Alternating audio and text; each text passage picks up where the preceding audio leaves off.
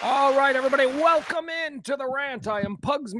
We do this every day live from the Kelly Moore Memorial Studios in the beautiful south side of Chicago. RadioMisfits.com is the place you find all of this stuff. Radio Misfits on YouTube, Radio Misfits on Facebook, Radio Misfits. That's where you find a wide selection, not just this nonsense, but a whole wide selection of incredibly entertaining content, original and otherwise. I don't guess it's not. I guess it's all original. It's all original. We're not licensing anything. Anyway, welcome to the show. We do it every day around about noon. Been doing it every day for quite some time now, talking about normal things. That's right, normal subjects. Subjects for normal people. These are just everyday current events, hot topics, whatever it is that's happening in the news. I like to deliver it to you in a style that I don't think you can find anywhere else. It's a style of just normal. Again, the word normal is all we're trying to do here. Obviously, there's a lot of weird people in this country. Over the last number of years, they've popped up. We are doing our best to not cater to them the way everybody else does. Everybody else seems to be bending over backwards for weird people. This show is for normal people. All right, here's what we're going to get into. We got a lot of stuff. You might notice in the bottom corner there, we've got a little camera on the White House press room. The first, legitimate White House press briefing on the war in Iran. Is it a war? Are we calling it that? I don't know. The first legitimate White House press briefing on the war in Iran is happening, so we're going to check in on that. But we've got way more pressing details than that. Excuse me. I'm still battling this cold. I got this weird weather thing, the transitional seasons, they always get me. So please bear with me as I drink my tea. That's right, I'm back to drinking tea. I'm back to drinking tea because of the voice thing. So hopefully, I shut my mouth after the show yesterday. The voice was completely gone. And I shut my mouth for the last 18 hours or something. And so now we're going to try and do this. So let's do this. We got to do it because it's a tip week. It's a week when we really need you people to support opposition talk radio. This is the kind of talk radio you can't hear anywhere else because AM talk radio, they only want to hire people who are on their way to the country club. So they are targeting a bunch of wealthy country club people, and they're telling them everything they want to hear. That's what broadcast radio has become. Why? There's a lot of other people out there that can be not listening to radio. Now, about 20 years ago, radio made the decision that they were no longer going to go after young people because they realized that no 15-year-old in 2005 was going to listen to the radio. They had too many other options. They didn't have to wait for their favorite song to be played, right? That's an old head thing. We're like, well, you hear new music on the radio. No, you don't. No, you don't. No, you don't. So as the broadcast radio business constricted, they decided to just double down on the demographics that they knew there was money in, and that was old white men who are already country club members. So if you want that kind of fucking talk, you can go to AM radio and you can get that to your heart's desire. This is talk for the working man. This is talk for the middle class. This is talk for people who don't buy into all that bullshit. Normal people talk radio every day around about noon o'clock since 2021. Let's say hi to the chat room. Now, I'm not going to, look, the chat room is. We love to have you people in the chat room.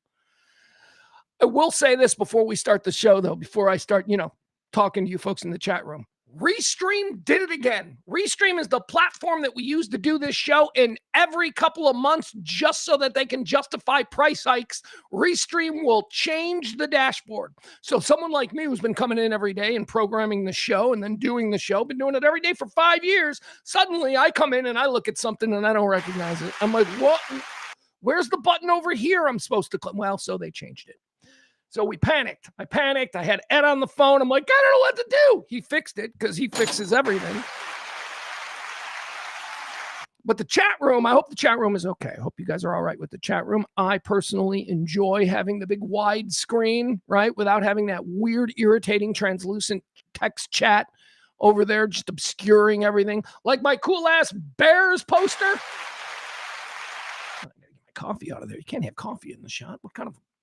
What kind of an amateur am I? Let's say hi to our chatters first. Let's get going here. Let's see who is in first. I like to do this. Magic mirror time, just like Romper Room. I gotta get me a magic mirror. I know I've seen them like at Dollar Tree. Like the next time I'm at Dollar Tree, they gotta have like a handheld mirror, right? That I can do. I need a prop. Need a prop. Let's see who was first in. Peter's first in, according to my Peter. Peter looks like he just edged out Taronda. We got Peter, we got Taronda, we got Barney. We got, oh, that's me. Oh, look at me popping up. Oh, that's not good. All right. We need to have more than that. There we go. Now we've got him. We've got Adam. We've got Jeff. We've got Leslie. We've got Maddie. Hold on. Got to go down more. All right, whatever. You people first in. Hey, you people first in. I just did the romper room thing. I said hi to all of you. Hi, everybody. Love to have you here. How are we doing on the press briefing? All right, looks like we're still waiting. It says here the press briefing was supposed to start at noon Central Time, but of course, you know. All right, so let's just see how long it takes for whatever her name is, Bangable Amy Schumer. That's what I call her. Bangable. She's like Amy Schumer on her best day. Like, I'm not saying Amy Schumer's hot. I'm saying if Amy Schumer was hot, she'd look like Carolyn Leavitt, the White House spokesperson. She's probably applying the last touches to her makeup, teasing her hair out, trying to look all sexy. So we'll wait. We'll see. We're going to get our first official. Hey there, I'm watching an ad. That's weird. I'm watching a political ad because you see here in Illinois, we still have our election coming up. We still have our primary coming up in 2 weeks. Texas did it yesterday. And oh yeah, we got to talk about Texas. We got to talk about what's happening in Texas. But I'm looking at a political ad here in Illinois that's on my screen that I watch on my little TV. And this guy's name is Daniel Bliss. Looks too much like Epstein. Sorry. Seriously, I saw him for a second. I'm like, is that Jeffrey Epstein? Nope, this guy looks way too much like Epstein. That's going to cost him some votes. But I digress. Okay, so today's show, it's not going to be like a 4-hour show, right? It's not going to be, a lot of times, we stretch out, we do like a long show. It won't be a long show today. You want to know why? Because one of my favorite things to do, I get to do today. Notice I said get to do. I didn't say have to do. I said get to do. All right, guys who listen to the show every day, what's like my favorite thing to do in the world? Now, understanding that I'm, a broke-ass middle-aged man who scrapes by, what might that person find enjoyable? Food shopping. I love my food shopping. I get to go food shopping today. After the show, I get to go food shopping. Now, I know what you're saying, Pugs, you go food shopping every day. No, this ain't for me. I get to go food shopping for my mom and her husband. Both are laid up. Both are, a little difficulty getting around. You don't need details, but, there's stuff going on. So I get to go home and I get to go shopping. And I get to go to 3 different stores because that's how mom wants it. And that's how we're going to do it. And I don't have a problem with that. You guys know I love shopping. I'll go to as many stores you telling me that I can get a pound of ground beef for under $6? I'll drive there. And get it. Although with the price of gas, I filled up my tank today this morning. That sucked. Ugh, God.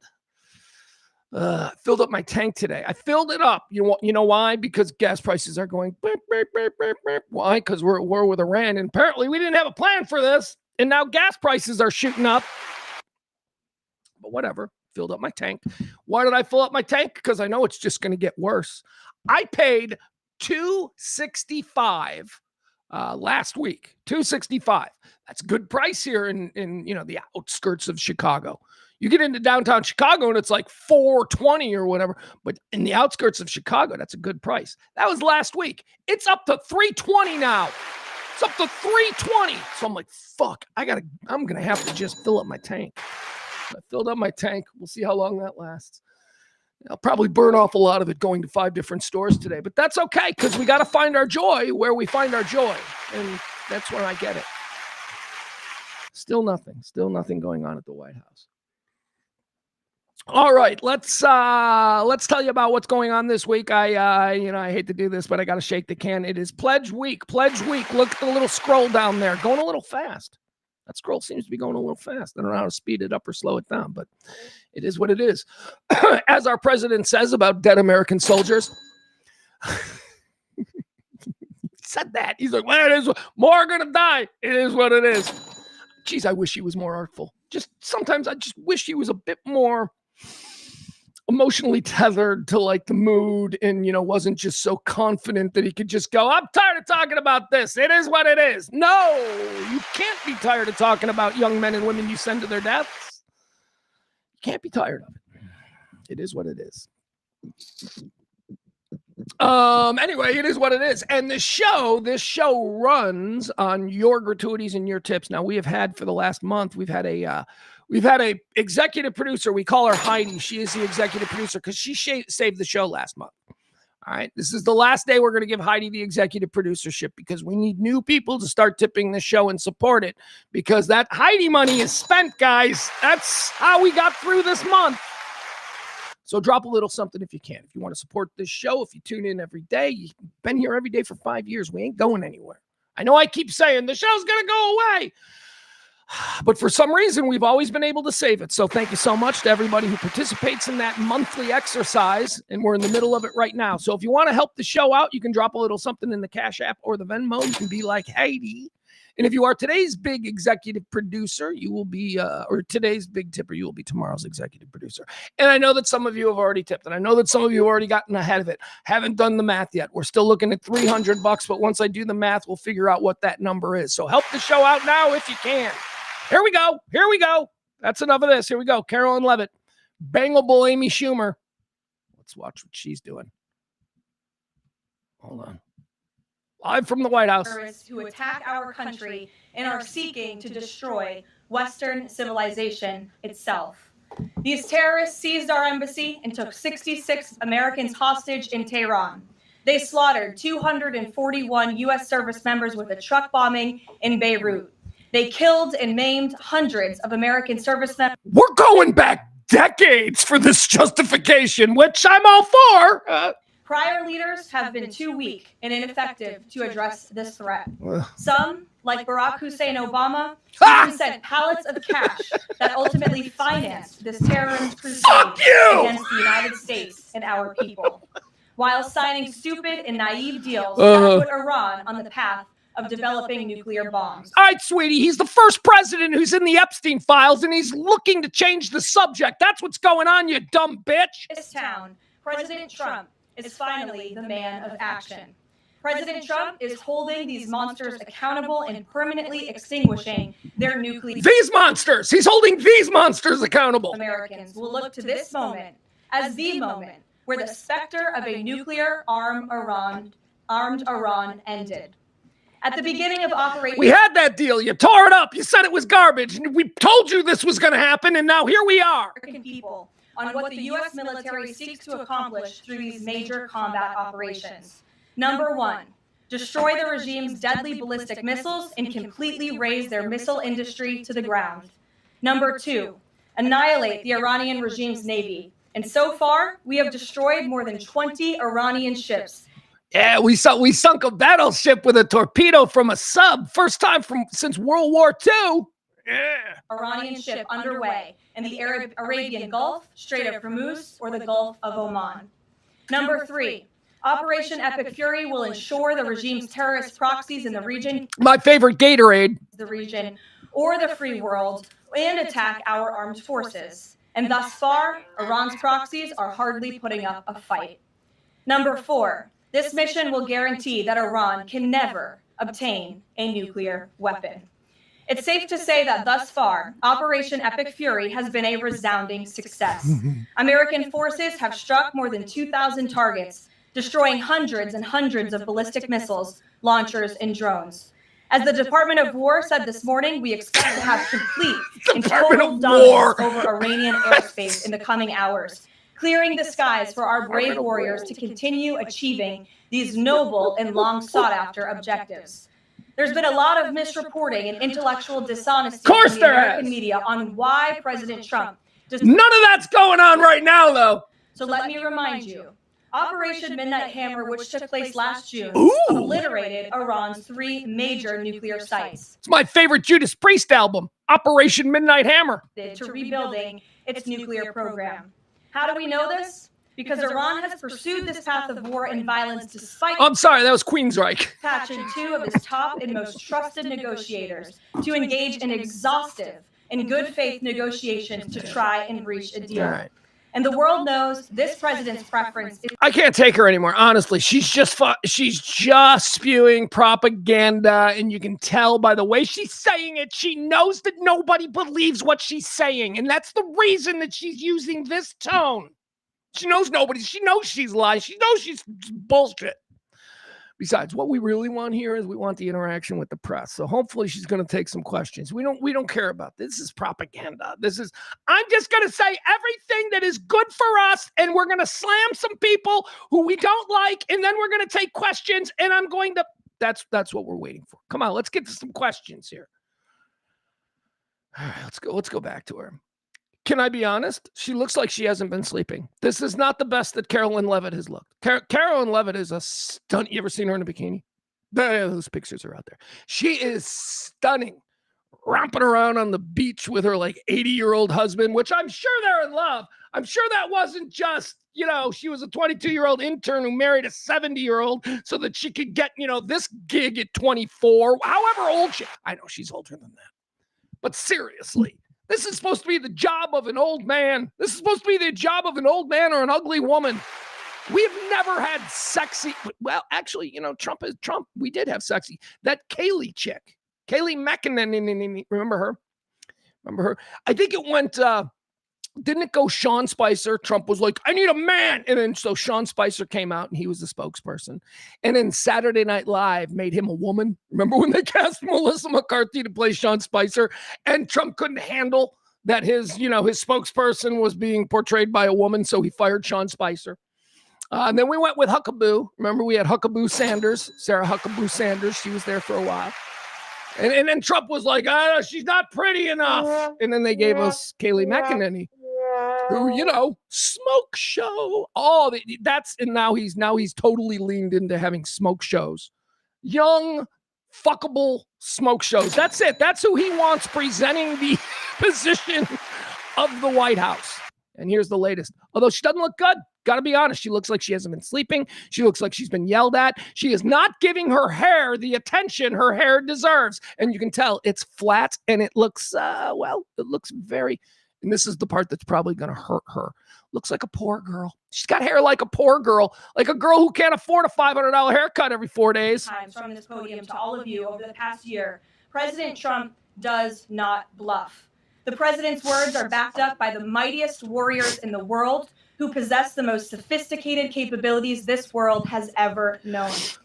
49 and counting of the most senior Iranian regime leaders, including the supreme leader, have already been wiped off the face of the earth. Make no mistake, killing these brutal terrorists is good for America and makes the world a much safer place. Agreed. I want to also extend our prayers and condolences to the families of the 6 U.S. military service members who have been lost in Operation Epic Fury. These heroes represent the very best. Did he call? Down their lives in defense of our country. I don't think he calls. Forget their legacy or their sacrifice. As the president said, we grieve for these American patriots and their families. Did you call them? Righteous mission for which they gave their lives.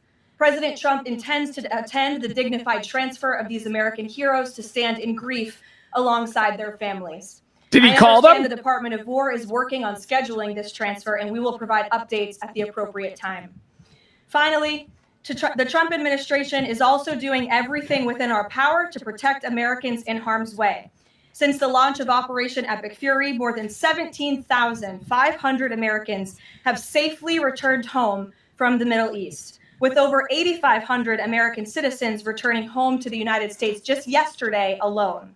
If you are a U.S. citizen in the Middle East looking to return to the United States, the Secretary of State asks that you please register with the State Department at step.state.gov. The State Department will identify where you are and provide travel options directly to you. The administration is already rapidly chartering flights free of charge and booking commercial options, which we expect to become increasingly available as time goes on and the success of this mission further comes to fruition. I know the President and Secretary of State Rubio have been in touch as well with our allies in the region directly about this problem. He has not, according to what I've just been able to find, he has not called any of the families. More on that in a second. He doesn't want to do that. That's awkward. He don't want to call a black family, right? He thinks that they probably hate him. He's afraid he's going to get yelled at by a grieving mother. Trump doesn't want to do that. He doesn't call the families. Here we go. Iran's regime, its leadership has largely been decimated.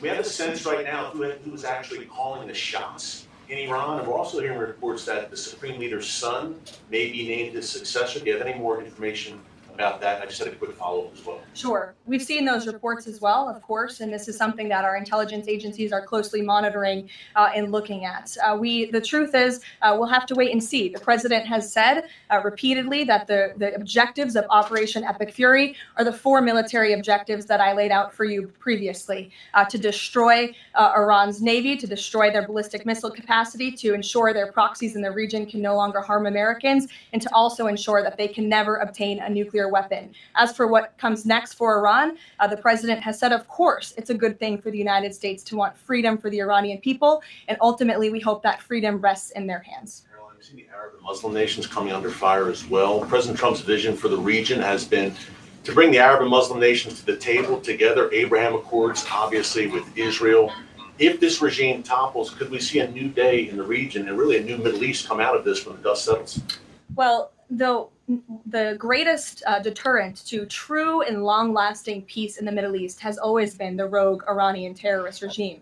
And our Arab and Gulf partners in the nation admit that, as well as, of course, our close friend and ally Israel.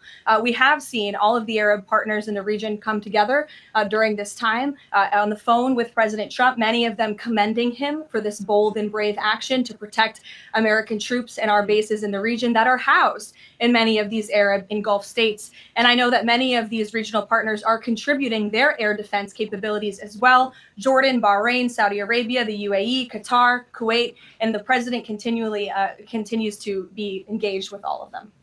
Welcome. Garrett. Also have two, Bill, humor me. Axios, I think, was the first to report this morning this phone call between the president and Prime Minister Netanyahu, saying that Netanyahu had given the U.S. this information about where the Ayatollah would be and then he'd be with these deputies on Saturday.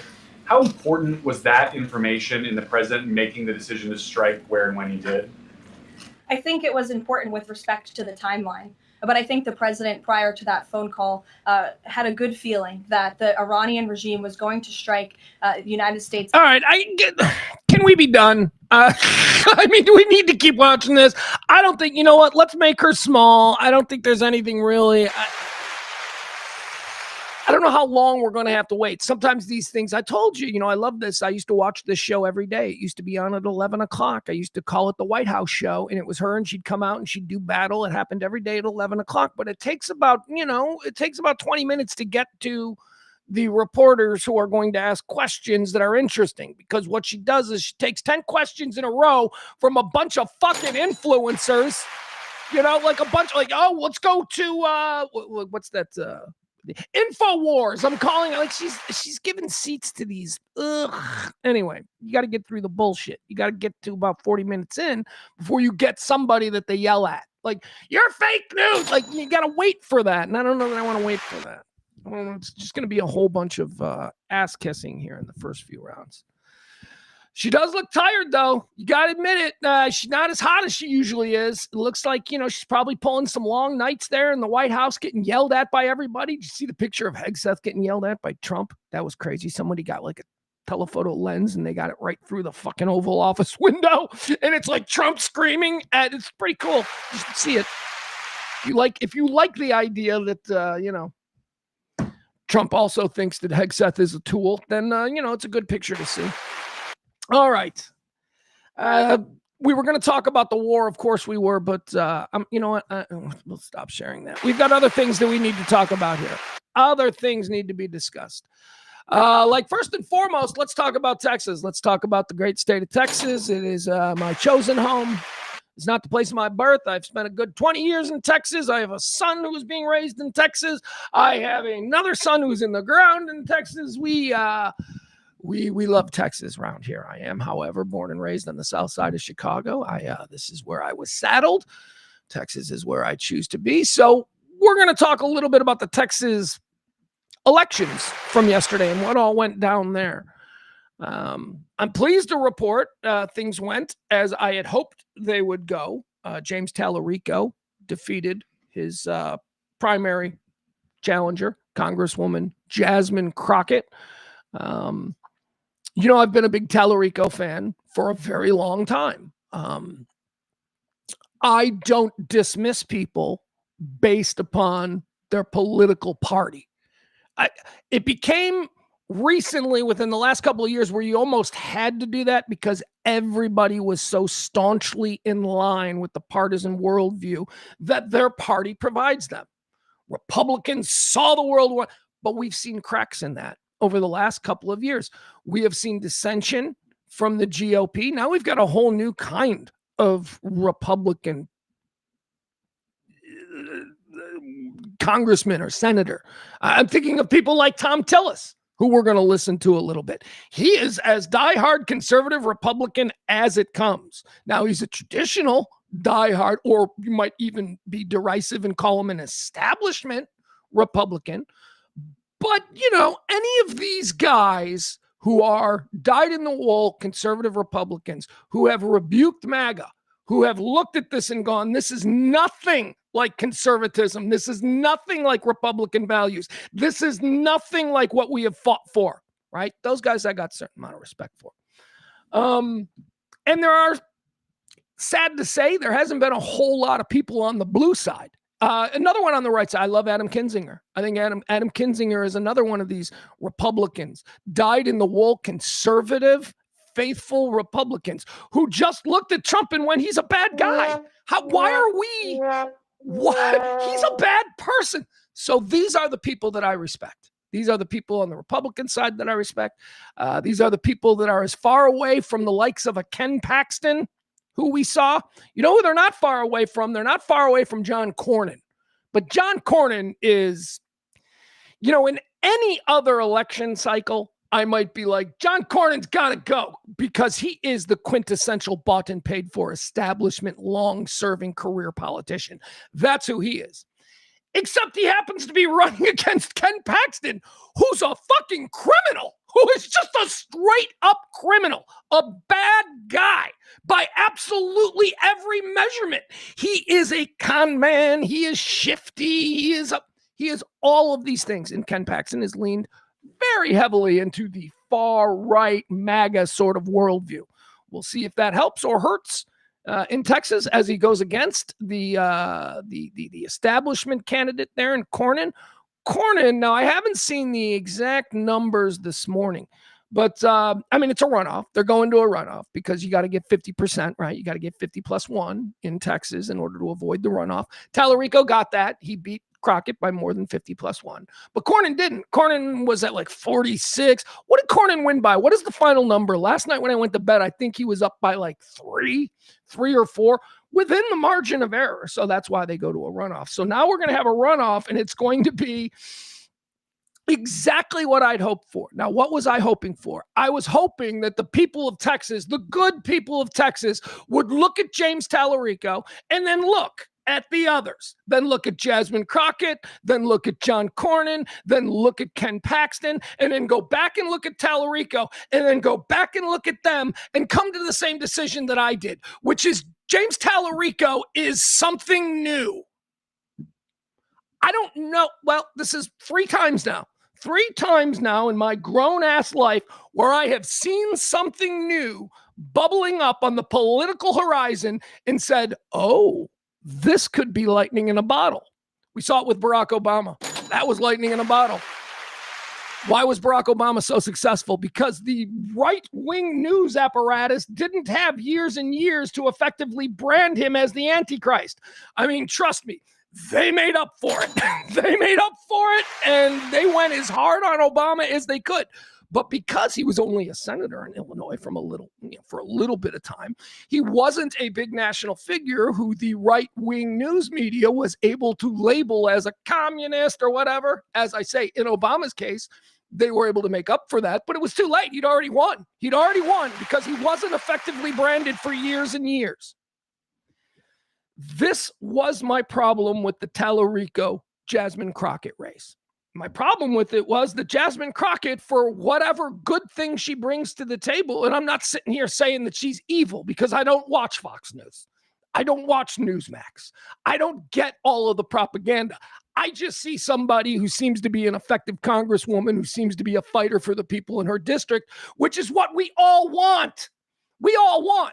You, again, if you live in rural Texas, you shouldn't have a fucking opinion on what Jasmine Crockett does in Congress because she doesn't represent you.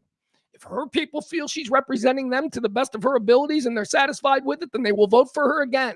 And her seat congressionally there in that district there outside Dallas, South Dallas, Duncanville, all of that stuff, she's very safe. So she's going to keep that seat. But I worried about her ability to be able to win in exactly the places that we saw James Talarico dominate. We haven't seen a Democratic candidate pull the numbers in those rural areas of Texas ever. Not since Lyndon Johnson, for crying out loud. So this is new. This is new. I showed you Barack Obama. I went, whoa, okay, this is new. This is different. This guy's name? How are we going to elect a guy? It's just a couple of years after 9/11. How are we going to elect a guy with a name like that? Right? That's what I was thinking. But he came out of nowhere, and it was new, and it was lightning in a bottle. Trump was the same way. If you're on the right, if you're a Republican and you saw the rise of Trump, you may have seen it earlier. You know, most of us who are good judges of character, we went, yeah, dismiss that guy. That guy's just fucking... But lightning in a bottle. He caught lightning in a bottle. Not a traditional candidate. So when all of these people are like, I don't know, man.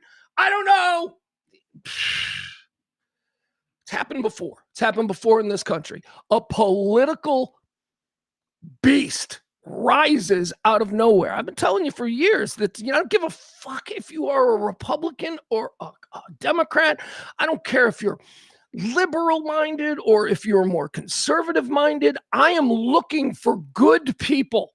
I am looking for a person who I can go, yeah, that's a good dude. And you know what? I don't know that he is expert level on everything, but here's what I do. When I look at a person like James Talarico, I say to myself, if the chips were down, I trust him to make the right and decent decisions.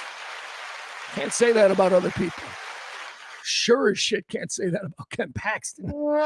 Sure as shit have never been able to say, none of you have been able to say that about Cornyn.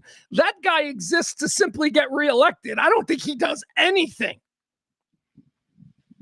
So Talarico won, and it's very exciting in Texas. He won independents. He won rural voters. You know why? Because when he goes to these places and these people see him, they go, oh, this is different. It's the same phenomena that overwashed people with Obama and Trump. This is a new kind of politician that has risen up. And he's coming out of rural Texas, and he's a white boy who is liberal-minded. He's a communist. No, he's not. He's not a communist. Although we're going to start to see that. They've gone into overdrive in the last 12 hours with the internets, if you will. All of a sudden, James Talarico is like a child molesting, pot smoking communist. So, that's fun. Let's see if any of that sticks.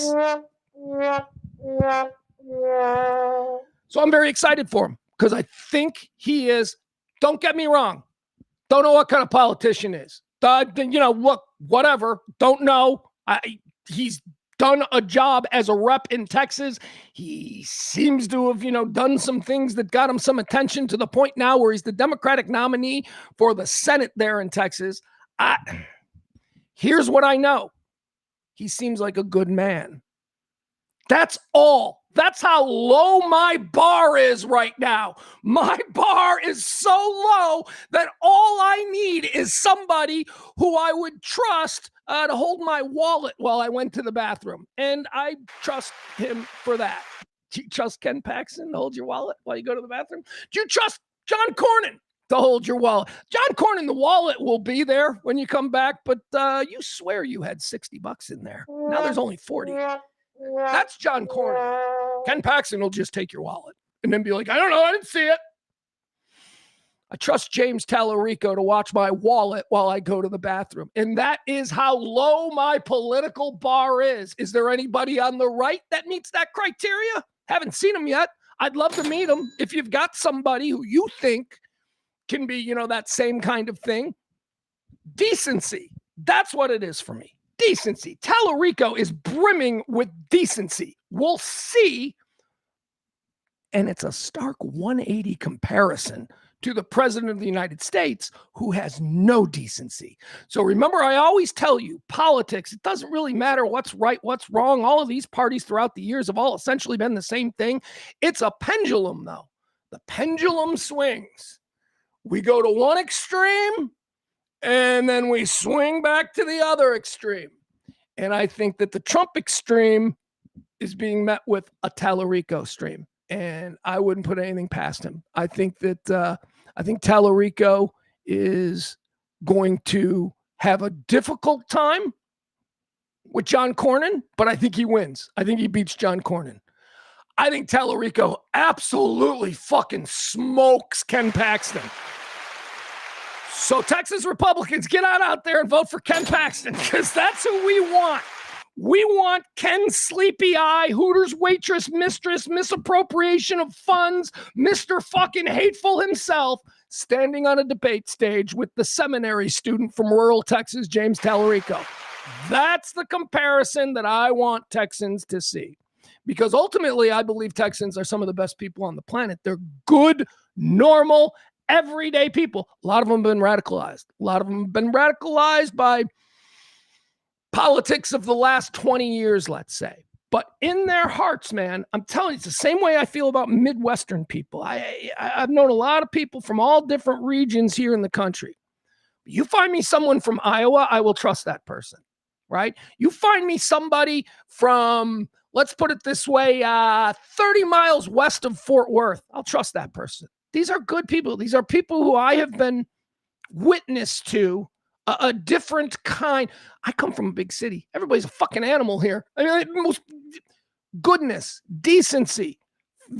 I hate to say family values, but there is something extremely important about the notion of family values.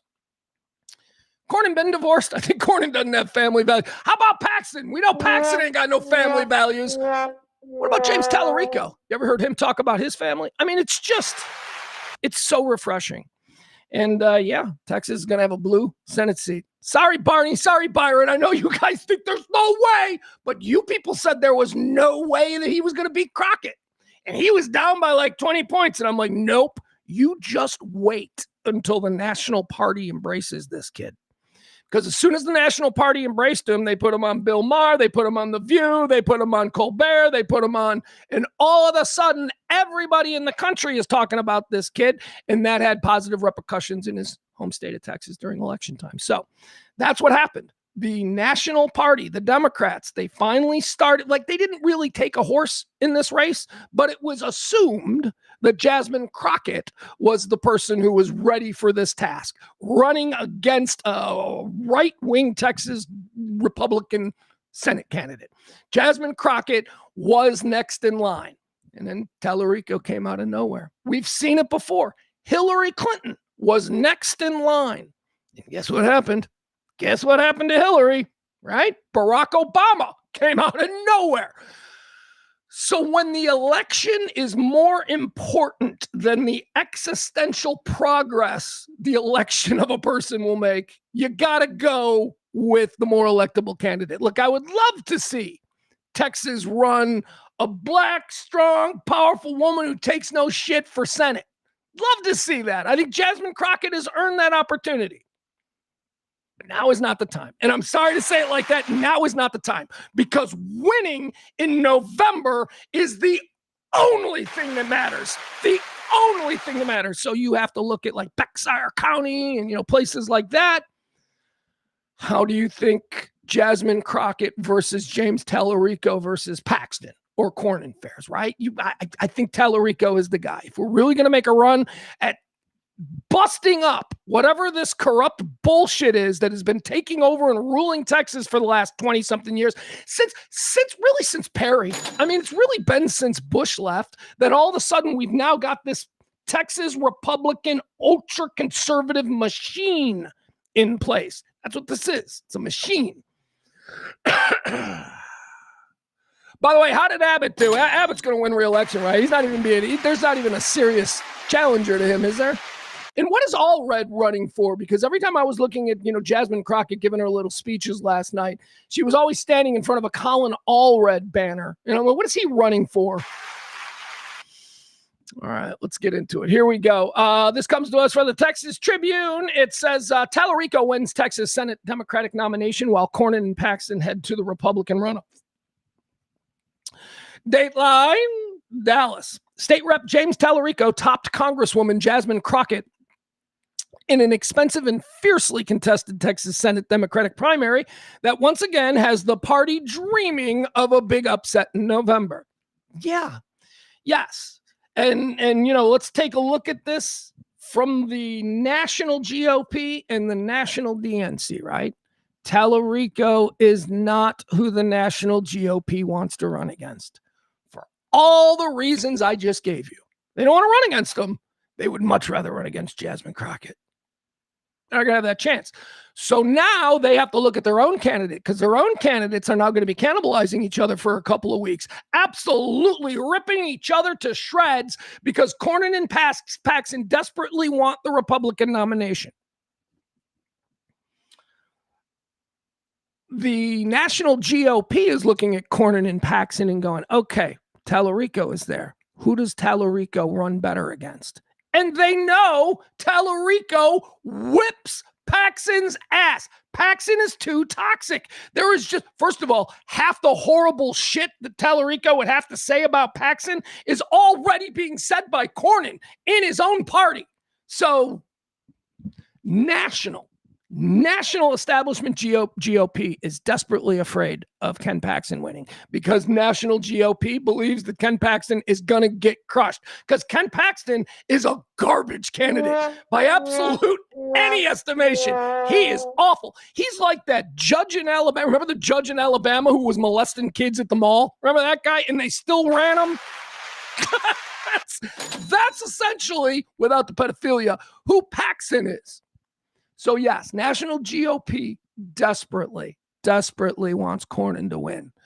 National DNC is now just going to sit back, save their money, let those Texas GOP candidates cannibalize each other, and then hopefully run against Paxton because that's the easier one for the DNC. The DNC wants Paxton to win. The other thing that is just not good at all for the national GOP is the fact that they are going to be fighting battles from coast to coast. There are now in 2026 more contested, formerly thought to be solid red seats that are in play, whether it's the Congress or the Senate. We know we're going to flip. We know that the flip of Congress is going to happen, right? That looks every midterm that has happened, the Trump candidates are losing and the Democrats are winning. They're picking up seats, everything. We know that the Democrats are going to take Congress.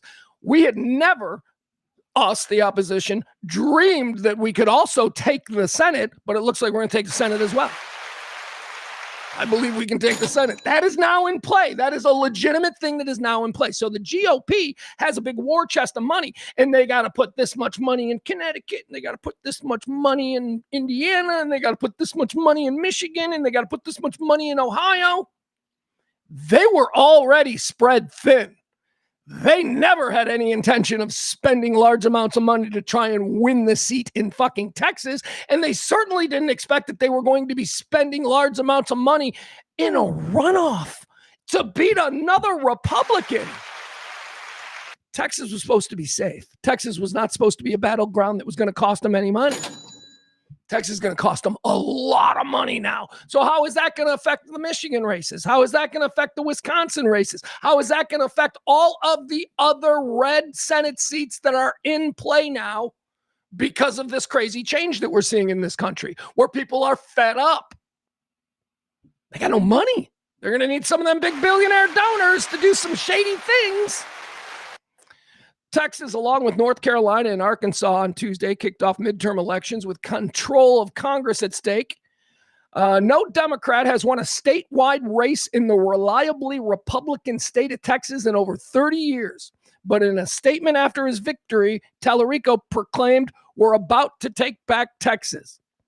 Crockett's campaign said that she planned to sue over voting issues in Dallas, and she spoke only briefly on Tuesday night to warn that people have been disenfranchised. Okay, well, she's changed. She's changed that. You will listen to her now. Good, Jasmine. Life sucks.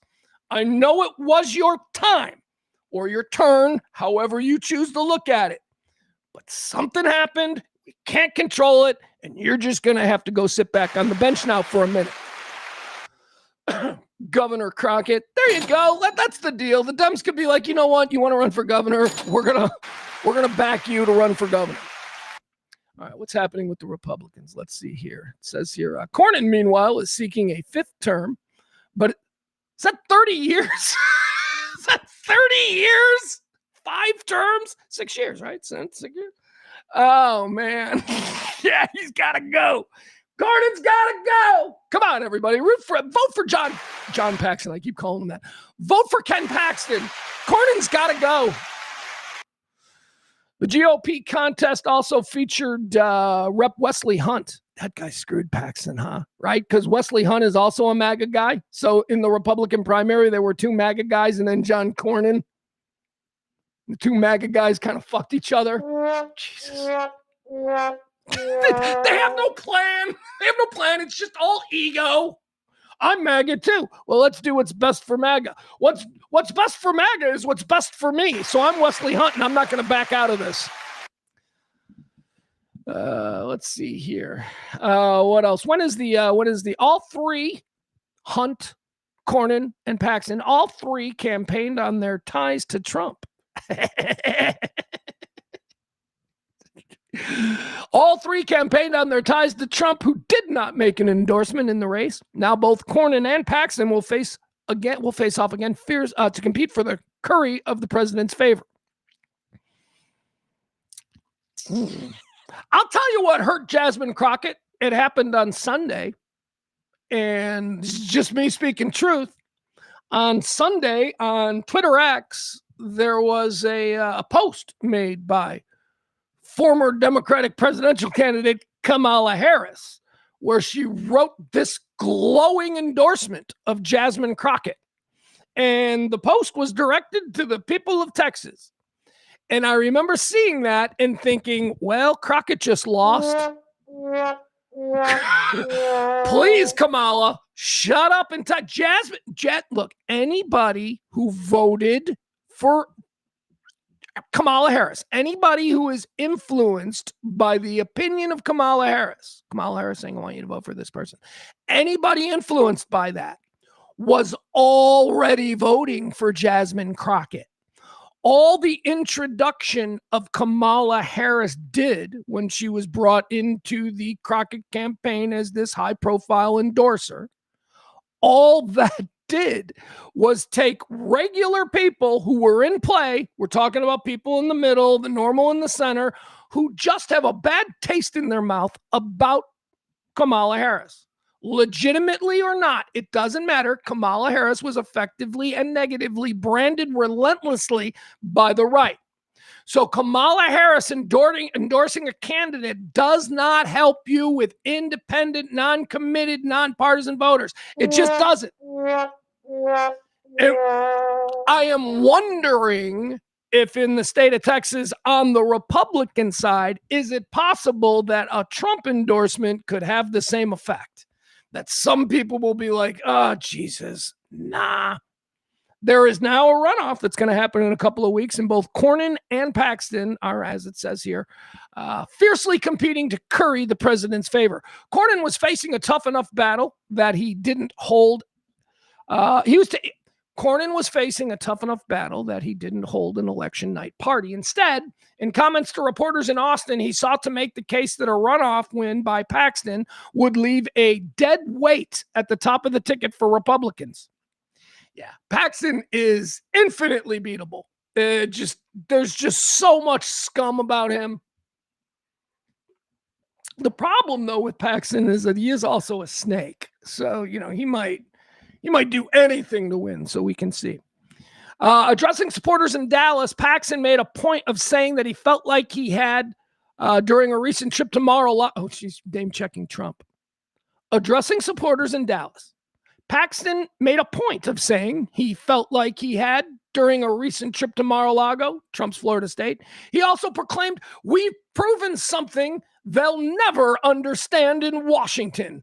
Texas is not for sale," said Paxton.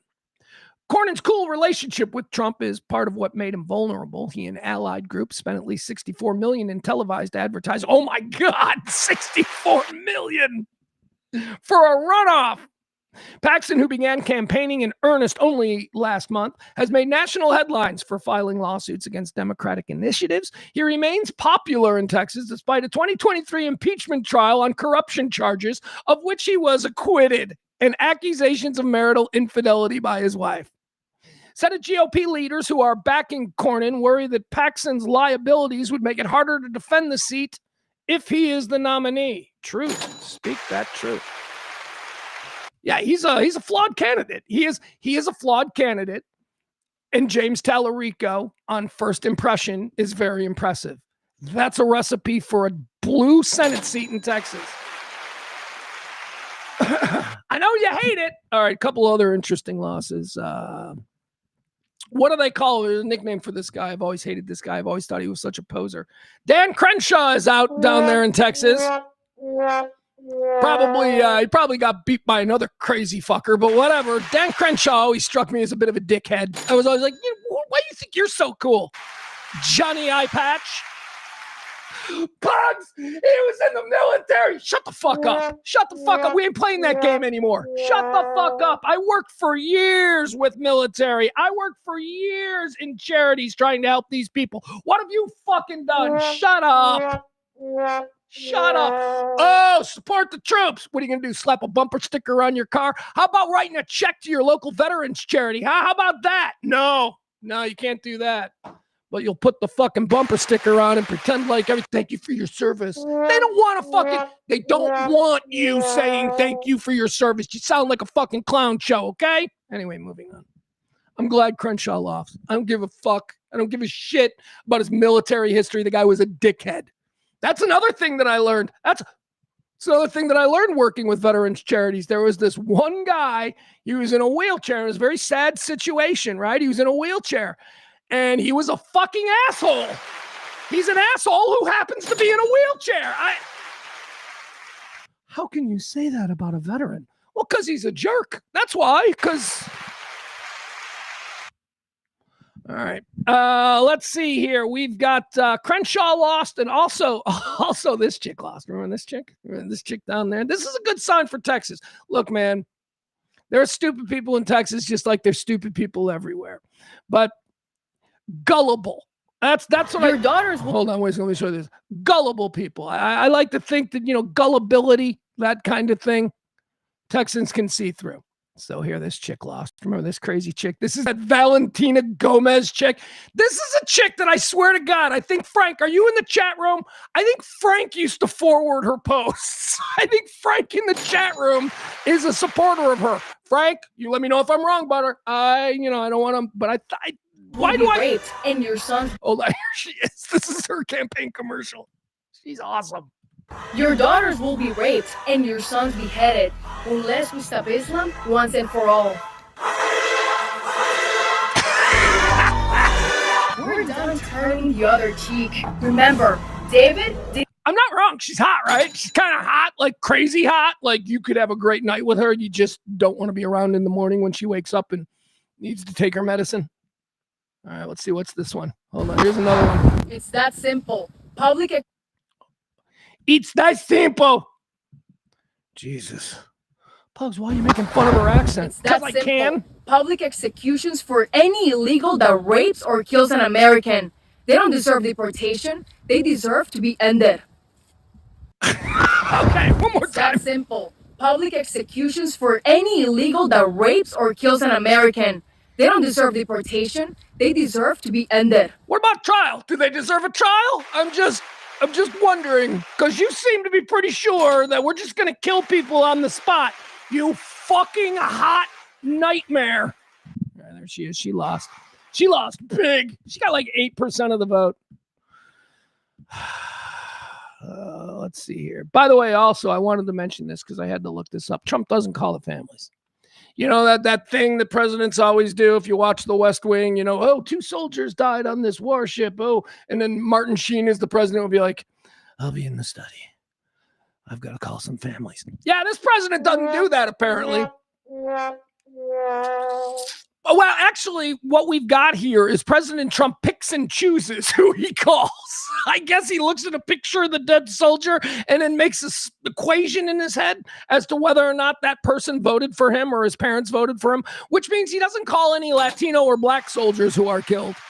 I bet he calls a lot of, like, you know, white 22-year-old soldiers who are dead who were raised in Louisville, right? Kentucky, that gets a call. Based on reports from early in his presidency and recent events in 2026, Donald Trump's record on calling families of soldiers killed in action has been the subject of great controversy. Instances of both direct outreach and, in some cases, a failure to reach out at all. Here are the key details regarding the issue. 2017 controversy. Following the deaths of 4 soldiers in Niger, Trump stated he had called virtually everyone in the families of soldiers killed since he took office. An AP analyst at the time found that while he had contacted some, many others had not received a call or even a letter from the White House. Controversial interaction. Some families reported that calls from Trump were comforting, while others found them insensitive. For example, in 2017, the family of Sergeant LaDavid Johnson, now I'm just guessing, with a first name like LaDavid, this might be a family of people who don't like Trump. While calling Sergeant LaDavid Johnson, said Trump was disrespectful to the family. Another family reported that a promised $25,000 check for their deceased son was never sent. What's he promising money? Yeah, I'm going to hook you up. I'm going to send you 25 grand, and then click, and the money never shows. Recent events, 2026, according to reports from early March 2026 regarding recent U.S. casualties in a military operation in Iran, Trump has extended his condolences to the families and expressed gratitude, although has not made a personal phone call. Still ain't called him. That's who he is. He doesn't call them because he doesn't have to, because calling the families is a very difficult emotional thing. And if you're a nice person or a kind person, it might be something that'll ruin the rest of your day. Somebody, said, Trump, you got to call these people. And Trump said, I don't want to. That's a bummer. And they went, okay. And now he just doesn't call people.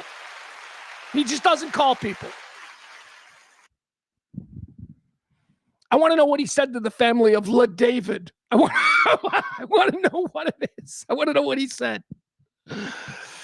All right. Here's Jasmine Crockett. Back to the Texas Senate thing. I wanted to jump onto that. Here we go. Jasmine Crockett. This was her earlier today. Let's listen to what she has to say. Remember, she was a little bit mad last night. There were some issues with the polling places and people not knowing where polling places were and all that kind of stuff. You Republicans, though, man, you're like, the Democrats are infighting. No, they're not. The Democrats aren't infighting.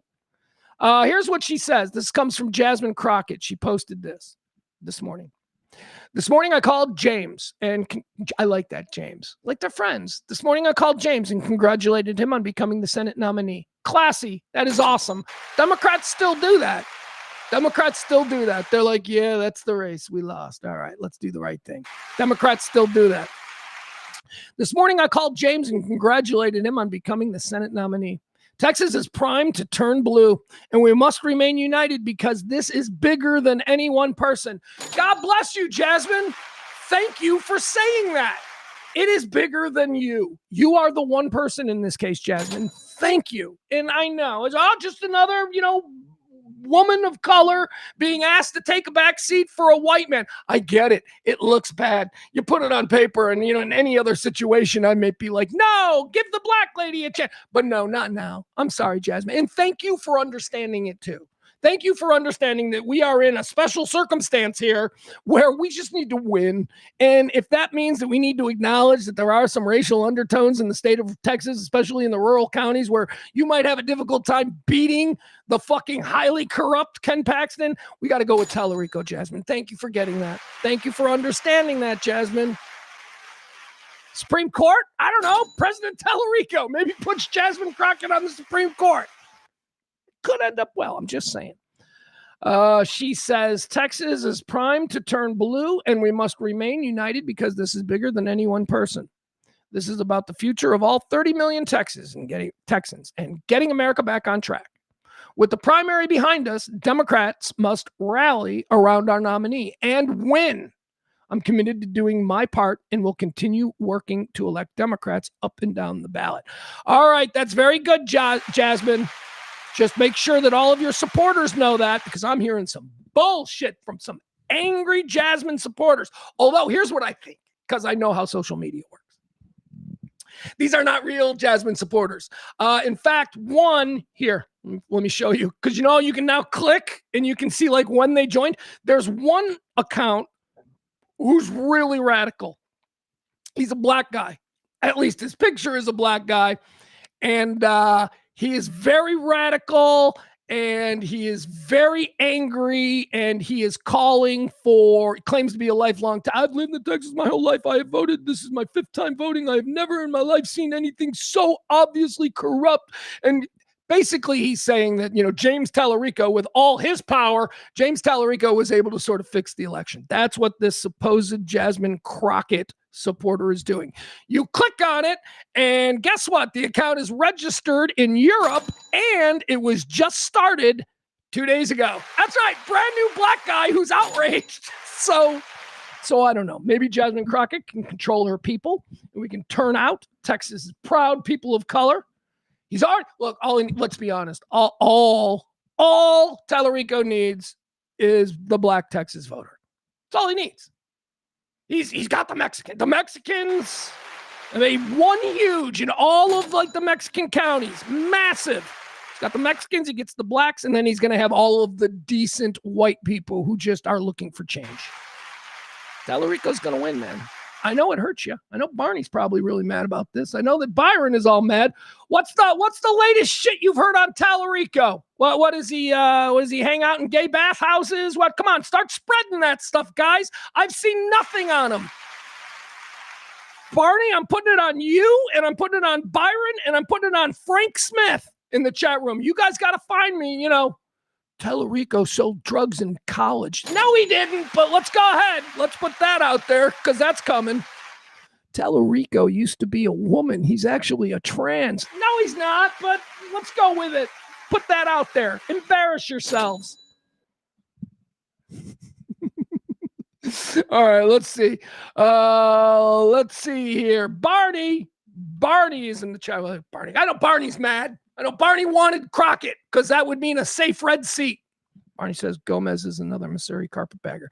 Yeah, Barney, isn't she? Yeah, she ran for attorney general or something, right? Didn't she run for something fairly significant up there in Missouri, and then she lost, and then so she moved down to Texas. What an insult! The people in Texas are stupid. No, that's Florida. Gomez, you need to go to Florida. Texans are not going to accept your bullshit, okay? You're an obvious fucking con man. Although, they did elect Ken Paxton and voted overwhelmingly for Trump, so maybe I'm giving Texans a little too much credit. At least they caught her. Who's the guy? ShamWow guy. Did ShamWow guy win? Remember ShamWow guy was running? We talked about him. We need to find out, did ShamWow guy win? What was his name? ShamWow. What was his name? ShamWow guy. Election. That ought to be enough for Google. Oh, he got wiped out. All right, very good. ShamWow. Remember we covered the story a couple of weeks ago? I told you that Vince Offer is his name. Isn't that crazy? He's like a fast-talking con man sales dude, and his name is literally Offer. Offer. Texas primary, ShamWow guy Vince Offer loses GOP bid for Texas 31st Congressional District. Speaking of carpetbaggers, this guy's never lived in Texas. He's from Florida. He's from Los Angeles, New York. I believe he was born and raised in New York, went to Miami and started this big ShamWow thing, then got successful, so he moved out to L.A. The bottom fell out of everything. He ain't done nothing in 10 years, so he decided, let's run for the GOP in Texas. I've never lived there, but those people, I believe, are really fucking stupid, and they know me from TV. So they'll vote for me. That's what he thought. Underestimated the fine people of Texas. Republican candidate Vince Offer, widely known as the ShamWow guy, tweeted that he was suing the Texas GOP, alleging that the party removed his nickname, ShamWow, from the primary ballot. Oh, he's upset that people didn't realize that they were about to vote for the ShamWow guy. He thinks that on the ballot, it should have his nickname, ShamWow guy. I don't know about that. Is that something we do? I don't believe I've ever seen a ballot where a dude's nickname was on it. Although here in Illinois, we've got a guy who is perpetually running for shit, and his name is Fritz Kagi. And I can't imagine that Fritz is his, biblical God-given birth certificate name. So maybe, I don't know. Infomercial pitchman Vince Offer, better known as the ShamWow guy, was wiped away in his bid for the Texas 31st Congressional District on Tuesday, losing the GOP primary to longtime incumbent John Carter.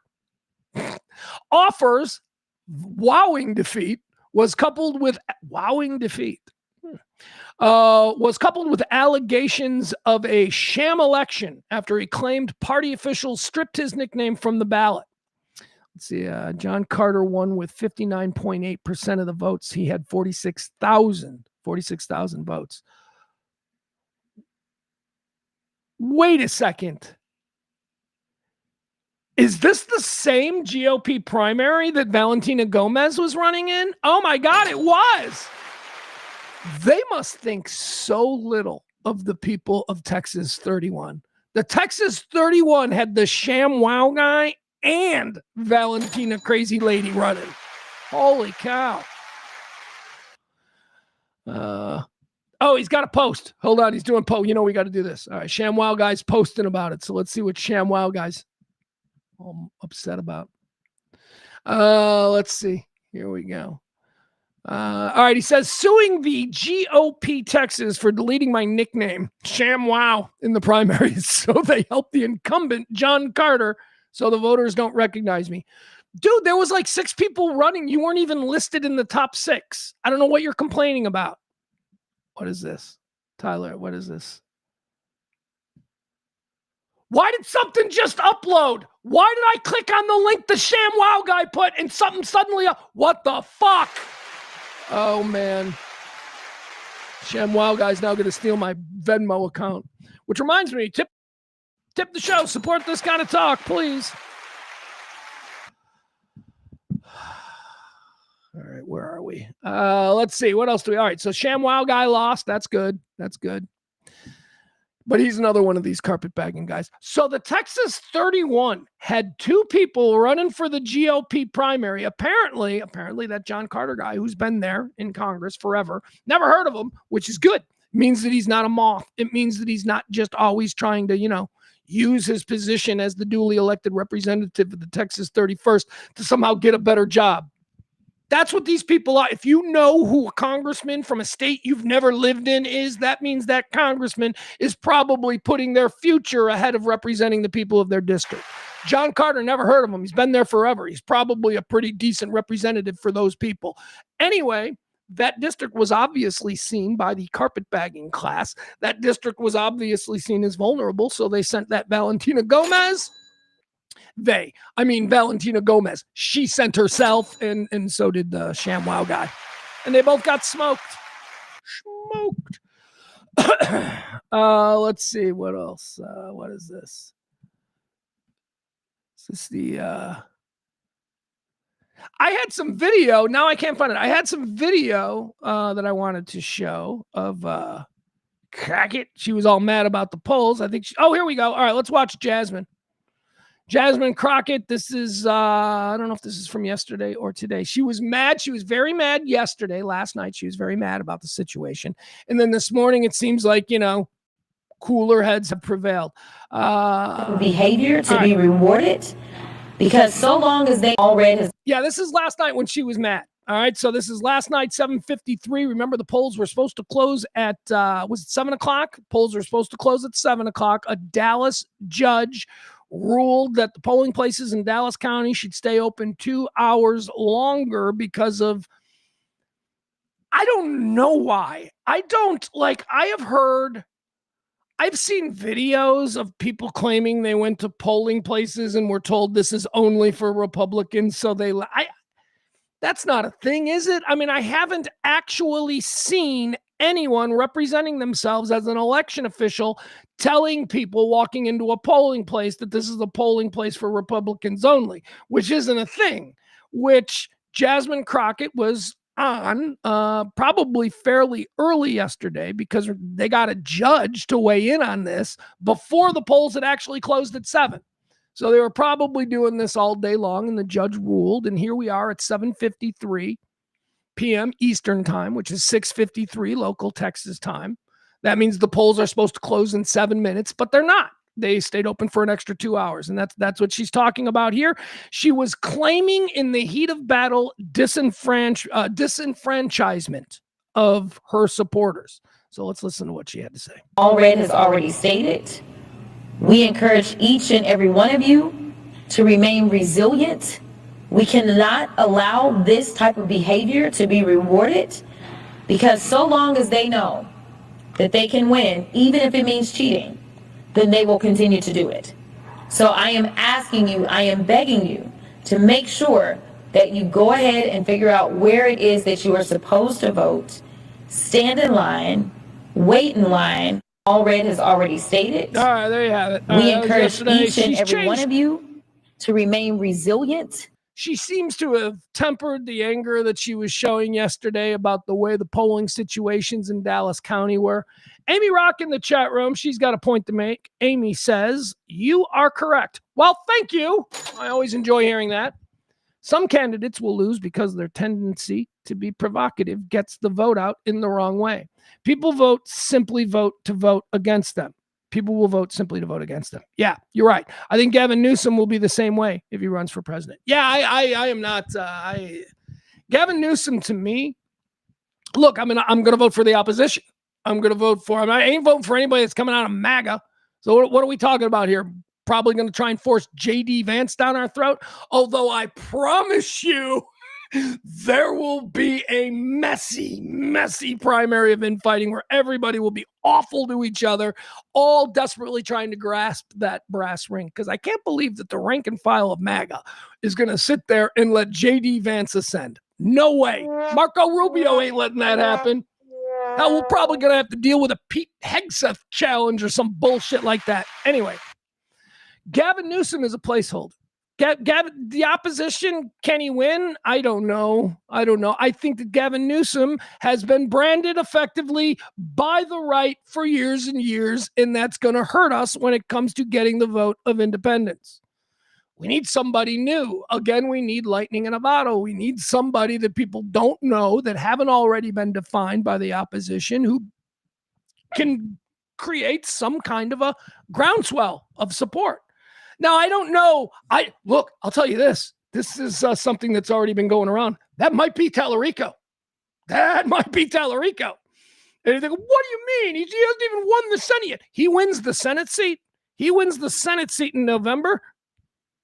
I mean, it's the same thing Obama did. Obama was only in the Senate for like a year and a half before he decided to run for president. Timing. You got to get the guy in there. You got to run when they haven't already defined who you are. If you want to run, you've got to be able to define who you are and what your message is. And if you've already been defined by the opposition who has lied about you or painted you as something that you're not, you're fucking cooked. And I honestly think that is the problem with Gavin Newsom. I think he's cooked. And Talarico, I don't know that he's ready for president. Look, I'm just happy to see him. Here's what makes me most happy about Talarico, that it is obvious to me that other people are seeing what I saw. That's it. That's really all I care about, because I saw something special. I saw Mr. Smith. I went, that's who I've kind of been waiting on. And now here he is. Will other people see it? And it seems to me that others have, and that's good. So we're there. Let's see here. People vote simply to vote. against people like Gavin Newsom. Yeah, I mean, I don't know. Pugs then who? I don't know. That's the whole thing about lightning in a bottle. That's the whole thing about somebody rising up out of nowhere. I don't know, dangling everybody from, Jon Stewart to Hillary Clinton, Well, again, Hillary Clinton, probably not. Probably not Hillary. Talk about being branded. Is there anybody who can beat their brand? I think that there are two people who can beat their brand. The two people who can beat their brand, and I'm talking about a brand that has been hung on them, that they didn't craft. This is not how they want to be seen, but because of who they are, they've been branded. And yet I believe that they can overcome it. That's Barack and Michelle. That is Barack and Michelle. I think Barack and Michelle are the only two people that the branding didn't really stick for a very large group in this country. They've been terrorized, demonized. They've been drawn up as like the absolute representation of the worst possible. Barney runs around going, Michelle's got a dick. I mean, that's how fucking crazy it is. And yet it doesn't stick. They're like two of the most popular people. Any poll in America, non-political, as long as you're not going along. Like, we asked 100 Republicans what they think of the Obamas. No. Just general polls where you're just asking people in this country. They are still two of the most respected people in this country. In the world. Barack Obama every year is still one of the most respected people in the world. I know it drives you nuts because you can't see it. From where you are, you just think that he's a monster. He wasn't born here. He's gay. He hangs out in bathhouses. It's not just that he's gay and hangs out in bathhouses. It's that he married a trans woman and those kids. I don't know. What are they, fucking robots? It's just, you're fucking crazy. You people are crazy, and none of that nonsense is stuck on them. So, but Barack can't run again. Although if Trump decided, I'm going to run again, that's when you roll out Barack. That's when you're like, all right, let's have this fucking war. Let's go. Trump ain't running again. I don't know who the Democrat's going to be. I have no idea. I don't know who the opposition is going to be. I hope they don't exist yet. I hope it's somebody that I don't even know who they are.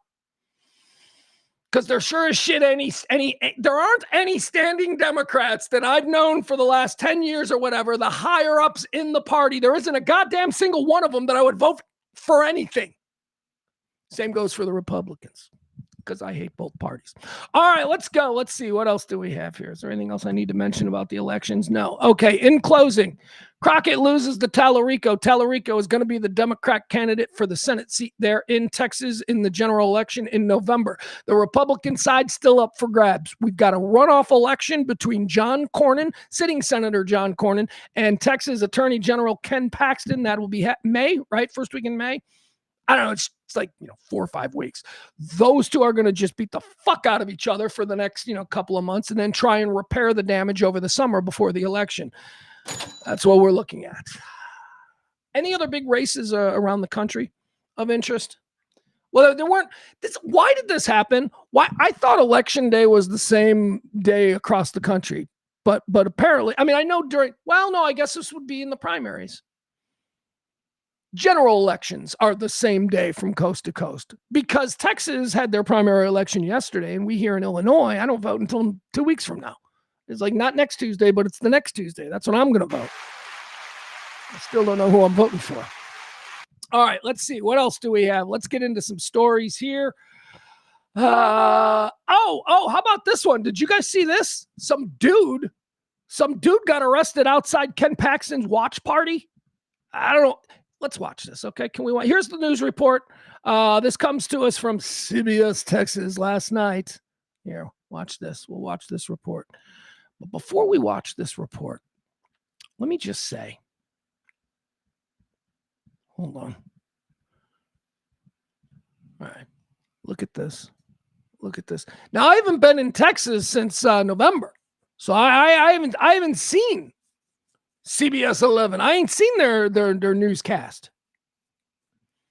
Is this just a special election night set?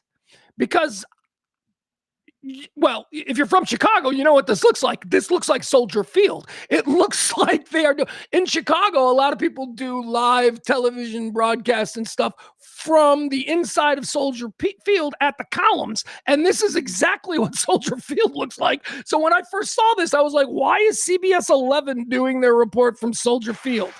Why are they inside the studios at Soldier Field? Anyway, that's what it looks like. My point is this. Baller set.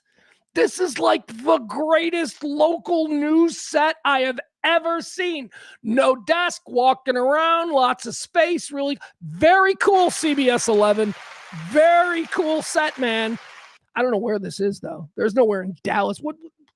Where's he supposed to be? I mean, obviously the background, the skyline, that's got to be green screen, right? Because I don't know of any like 40-story buildings that have like the Acropolis on top. I don't know where this is in Dallas. Very cool set. All right, let's watch this. This concerns an incident that occurred at the Marriott Uptown last night. Marriott Uptown is where Ken Paxton was holding his campaign party, victory, whatever you want to call it, his campaign party. Early in the evening, somebody was arrested out in front of the Ken Paxton party. Let's watch this report from CBS 11. This all unfolded in the newsroom over the last hour. There's been a man who is now detained after a reported disturbance, and this was happening right outside the Paxton election night headquarters.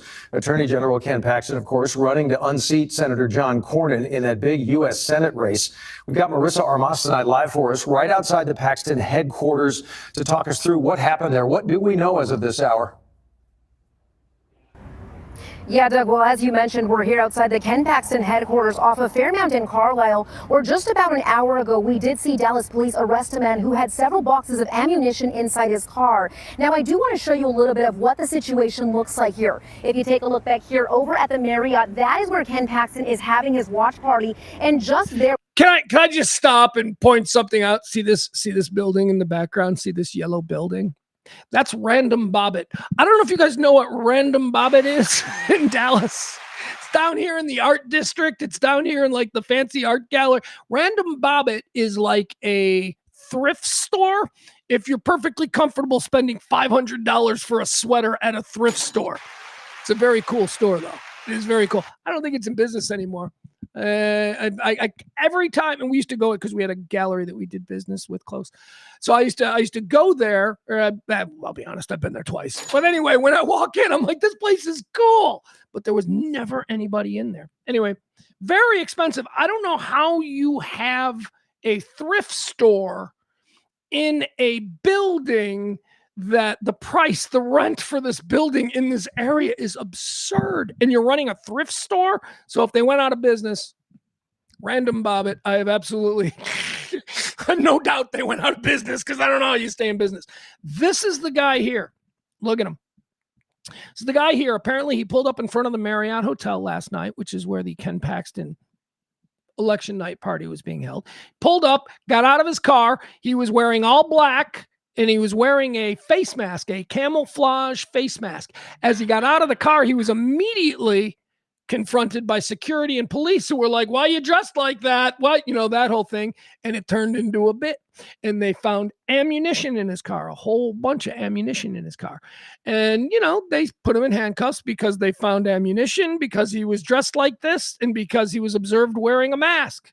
Let's continue. Where you see that car passing by on the side, a blue car pulled up to that curb. Our photographer, Jay Johnson, was actually walking to his vehicle when he saw this all happening. He tells me that a man pulled up to the curb, got out of his car, and he says that he was wearing all black with camouflage. He says he was also wearing... Okay, so the report is he was wearing all black with camouflage. What are you picturing?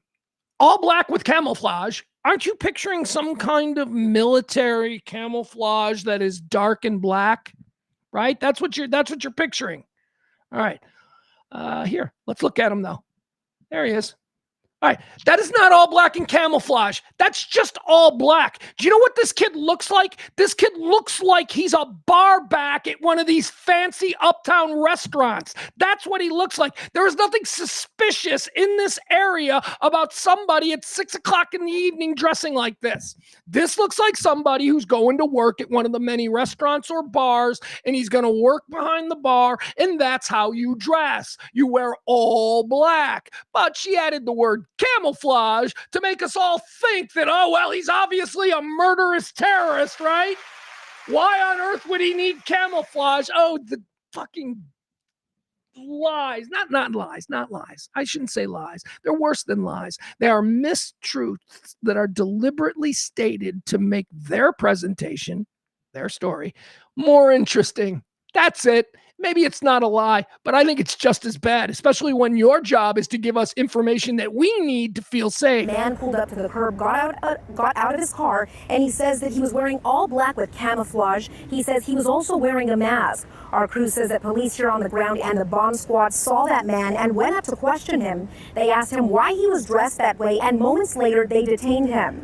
Now our crew says once that man was placed in handcuffs, police did find several boxes of ammunition in the car he was driving. Okay, but they found no gun. They found a couple of boxes of ammunition in his car.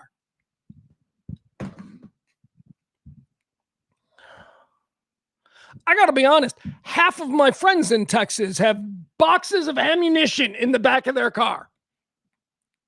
Shells, or not shell casings or anything, but half of my friends have guns in their car. So, I mean, I just don't know what this is.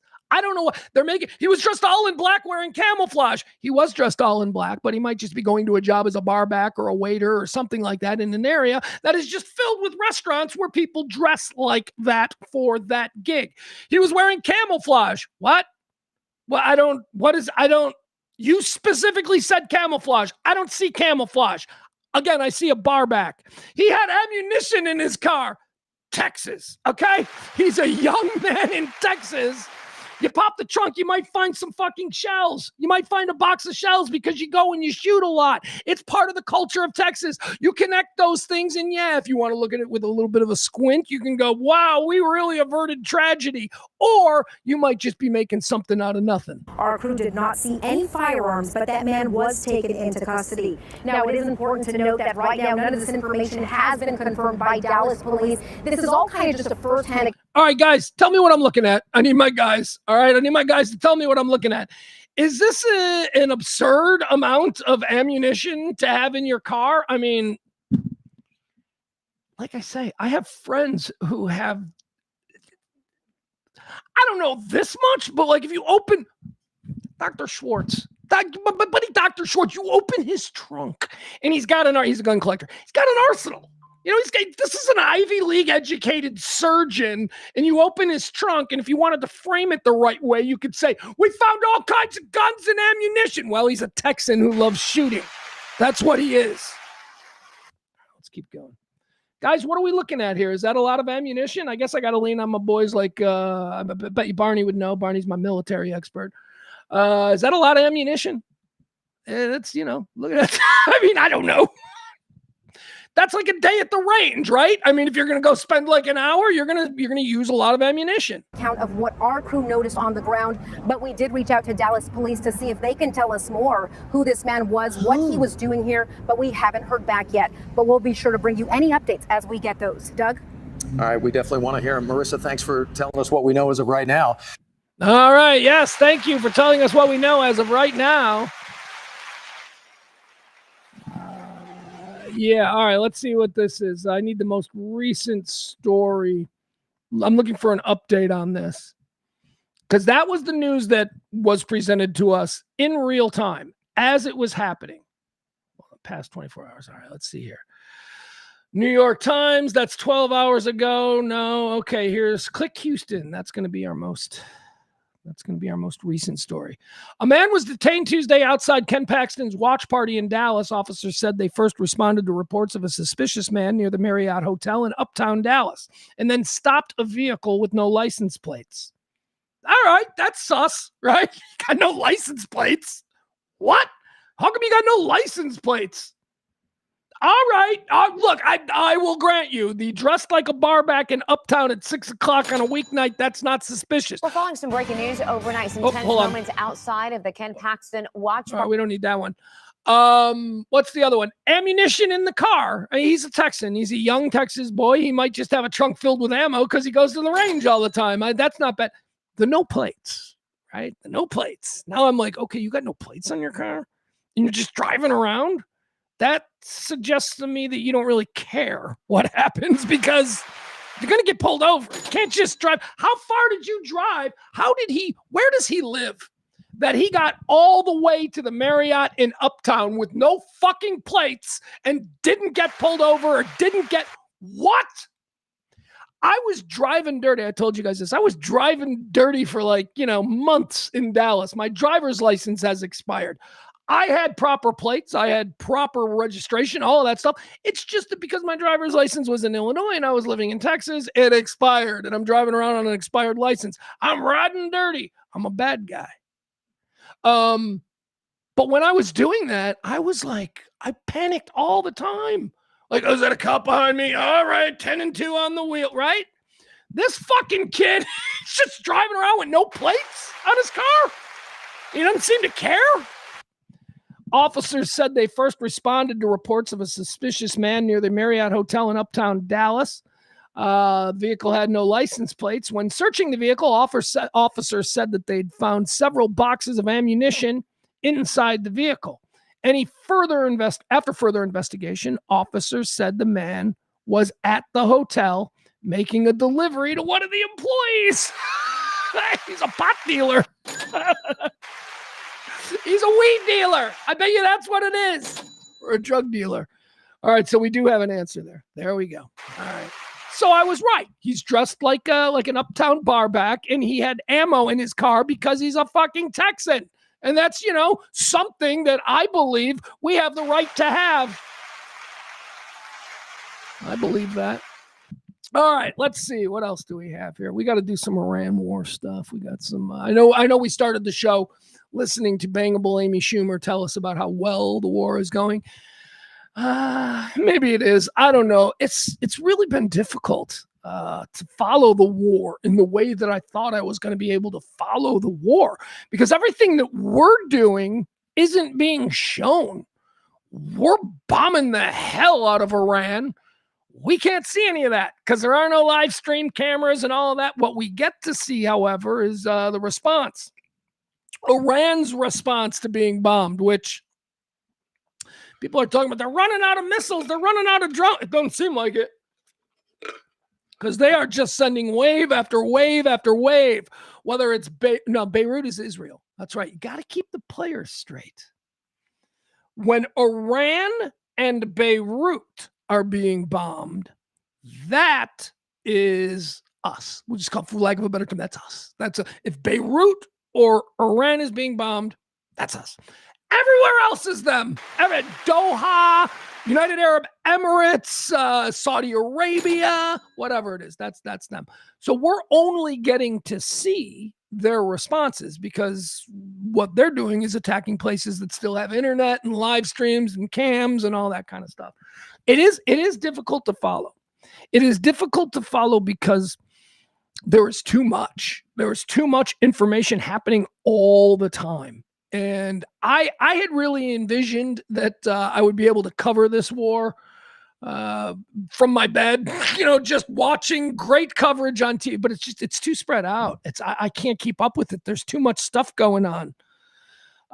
Here's what I got to do though. I got to take a quick break. Okay. Let me go to the bathroom. I'm going to run to the bathroom. We'll come back. We'll get into a war update. We got a whole bunch of other things that we got to get to as well. We got some fun stuff. I promise you, we'll get through the other side of the war shit. And then we'll get into some really fun stuff. We're going to talk about that. I've been teasing for 2 days.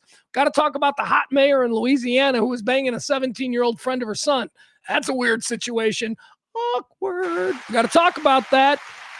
We're also going to check in on the crazy folk that are out there on the streaming nets. They're starting to get even crazier. So we're going to check in on the crazies. Yeah, we're going to eavesdrop on a conversation between none other than Nick Fuentes and Alex Jones. Oh, it'll be fun. It'll be fun. We're going to check in on the crazies. We also might watch some video of Kristi Noem getting just absolutely bodied in front of Congress yesterday. You got the aforementioned Tom Tillis, GOP Senator Tom Tillis, who decided he wasn't going to run for anything. He's not running for re-election, so now he's like just calling it like I sees it. You only get half credit for that, Tom Tillis. You don't have the balls to do the right thing when you're actually going to be running for re-election. But since you decided you're not running for re-election, now you're an admirable guy. Okay, whatever. Anyway, he absolutely buried Kristi Noem. A new segment that we're going to start doing on this show till I get bored of it. But here we are in day 2. The new segment is called "What the fuck is Megyn Kelly wearing?" Yeah, we're gonna listen to something that Megyn Kelly has to say about the world, but then really we're just gonna get distracted by the fucking outfit she's wearing. Why is she wearing that? Today she's dressed like Catwoman. Yeah. yeah. All right, we got that. Plus, we're gonna talk about a video that I found that I want to show. You know how I say that we need to start being regulators in our community.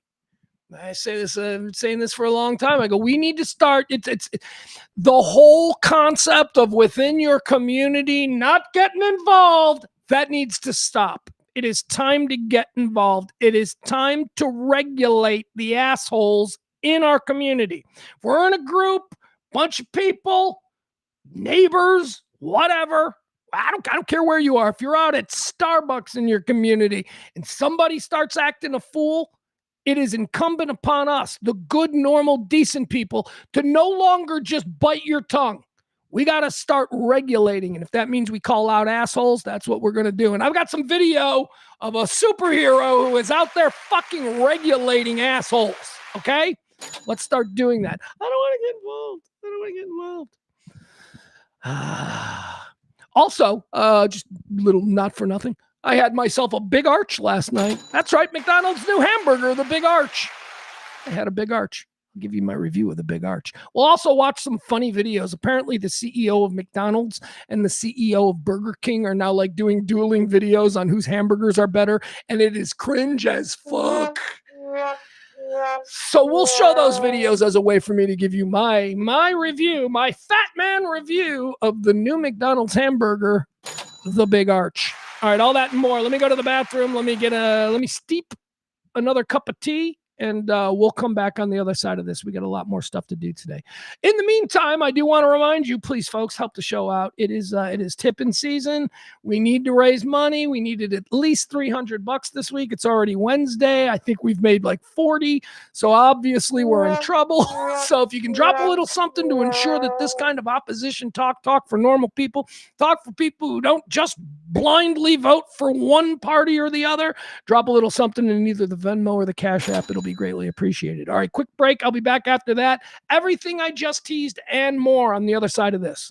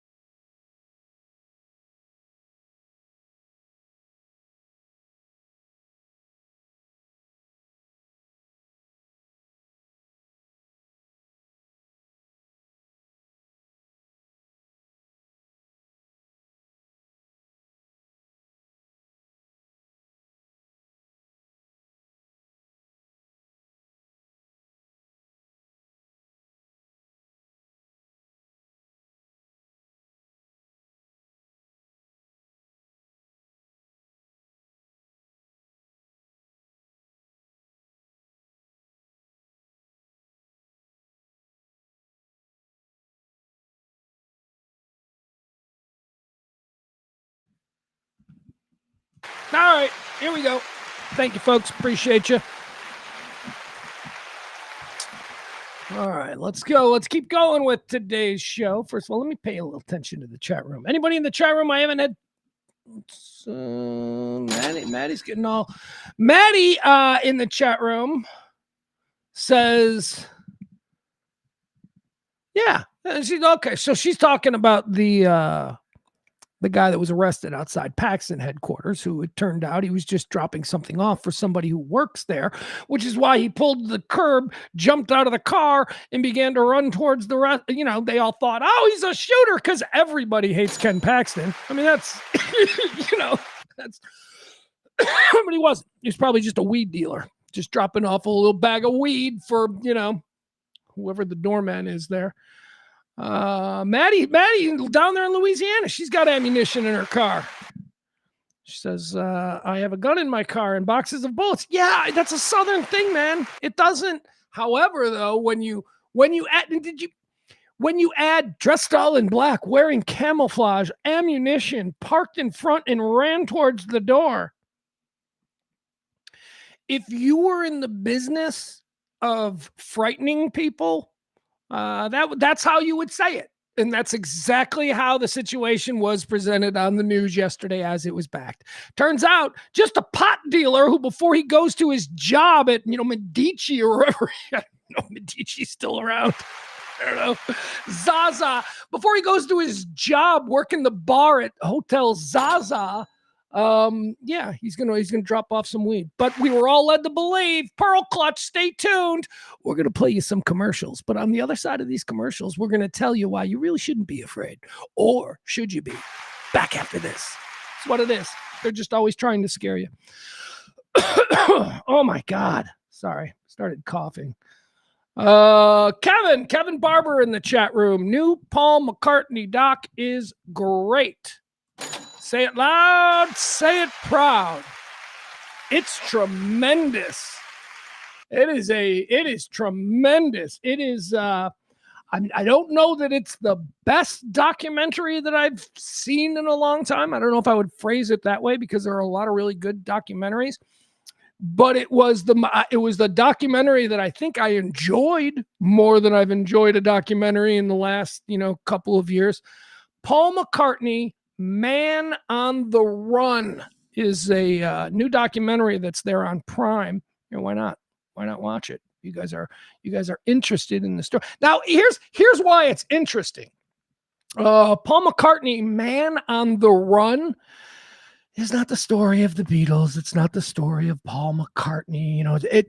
The entire documentary is about when he left the Beatles. It's everything else you know about Paul McCartney. The documentary starts when the Beatles are breaking up, and it was just, if you're a Beatles appreciator, as I am, if you're a Beatles appreciator, it was really interesting. It was just a fascinating. Here it is. All right, well, let's watch this. This is the trailer. If you haven't seen it, Paul McCartney is just. He's a good dude, man. He's just another one of these guys who you're like, I can't even be mad at him for all of the good blessings this world has given him. I mean, his early years were pretty rough, but he only had to put up with like 18 years of that before he was a Beatle. And then his life has been, and somehow he has always kind of maintained this kind of cool, not going to get involved in the fights, smiles and nice. He's just got that vibe. So here it is. This is the trailer. If you're looking for something really interesting to watch, and if you like the things that I like and the things that Kevin likes, this might be good for you. Prime, brand new, Man on the Run, Paul McCartney. 1, 2, 3. The Beatles have been my whole life, really. When we split up, I thought, I'll never write another note of music ever. I had fear of being a grown-up. I felt very depressed, but I was very lucky because I had Linda. Whoa, beautiful. Can you you imagine this? Can you just imagine this? Okay, he's having this crisis of what to do with the rest of his life because for the past 10 years he's been Paul McCartney of the Beatles, and now the Beatles are gone and he doesn't know what he's doing. And is his life over? He's 28. 28. He's already like as successful in the music business as anyone has ever been, and he's 28. Right, so if I form a new band, do you want to be in it? And she kind of, yeah. Okay, well, we've got two members. We started Wings from square one. This Paul McCartney of Wings was about trying to do something different. What am I doing? Singing with Paul McCartney? When did you first discover Linda could sing? On the wedding night. Wings was a dud when it first came out. If anybody bad-mouthed us, I was thinking, I'm going to make the best record you've ever heard. So live and let die. People thought we were totally crazy, but that was our way. And the word spread that like this was a good show.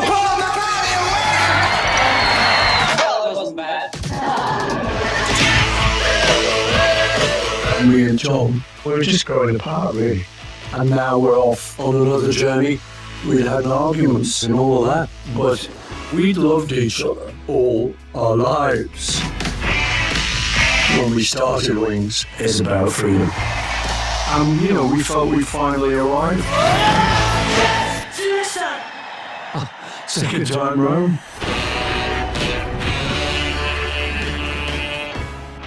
Excellent. It is excellent. It is so good. And you know what my takeaway, Kevin, is? Kevin Barber, he's the one that started this whole thing. By the way, I've seen Paul McCartney live 3 times, and it is 3 of the greatest concerts I've ever been to. Give you a couple of reasons why. One, this dude doesn't just do a pop-up concert. This dude does an event with, you know, explosions. Secondly, this dude doesn't play with just anybody. This dude gets up and starts playing a concert, Paul McCartney. You better believe that every single one of the musicians behind him is best or one of the best at the position that they're playing. It's incredible. And then he does Beatles shit. It's just Paul McCartney doing like songs that you just, not even because you tried, but just because you've been alive for a while, songs that you know every fucking word to. And it's just a giant sing-along for like 2.5 hours. It's a tremendous concert. Those days are probably done. I haven't seen Paul McCartney live in concert in 20 years. So those days are probably done. But anyway, wow, he was so great. And Kevin, you know what my big takeaway from the Paul McCartney documentary was? If you remember the scuttlebutt, the rumor mill, the chatter among the peanut gallery, it was always very anti-Linda McCartney, Paul's wife.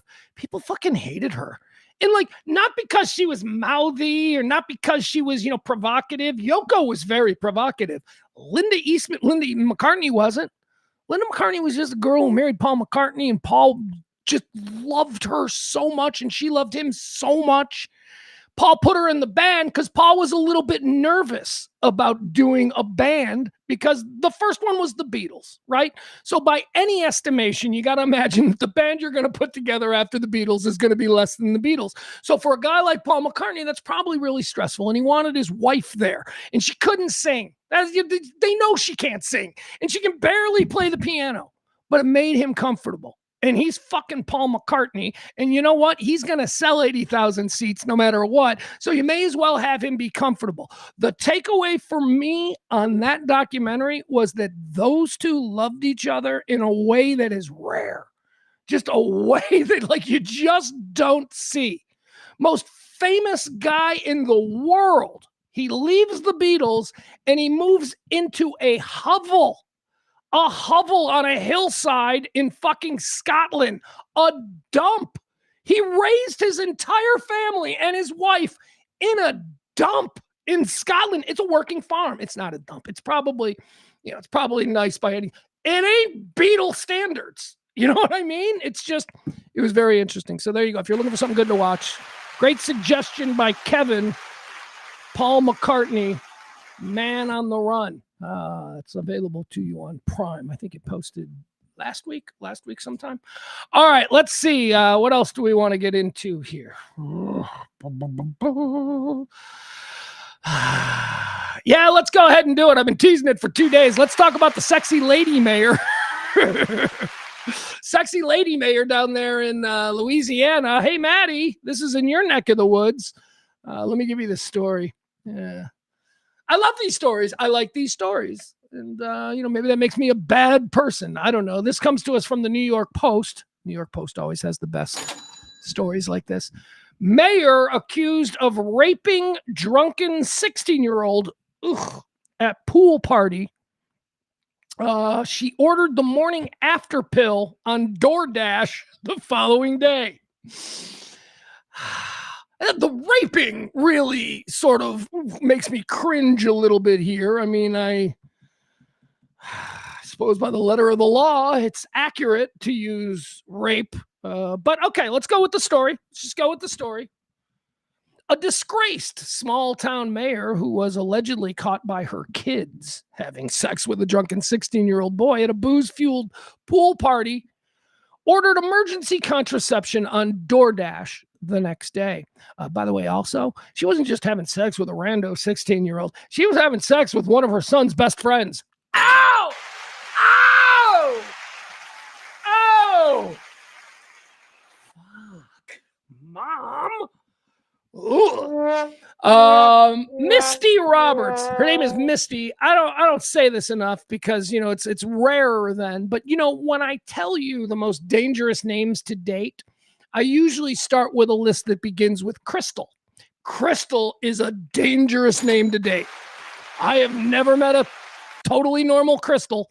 Crystals are always just a little bit edgy. They got an edge to them. Misty's in that group. Misty is like that too. Misty is. Oh, another fast rule of girl names. Never met an unattractive Heather. That's a fact. That is a fact. I have never met an unattractive Heather. I also don't know that I've ever met an ugly Amber. Now that's different. That's different than never having met an unattractive Heather. That means that every Heather has been very attractive. Also, Amber.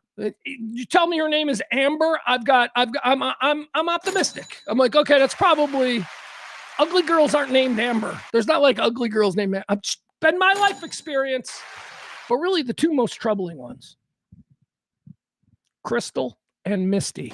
And we got a Misty here, 43-year-old Misty Roberts. You know what else is a troubling name? and this is just, never mind. I don't even want to say it. Never mind. Not going to say it. Not going to say it.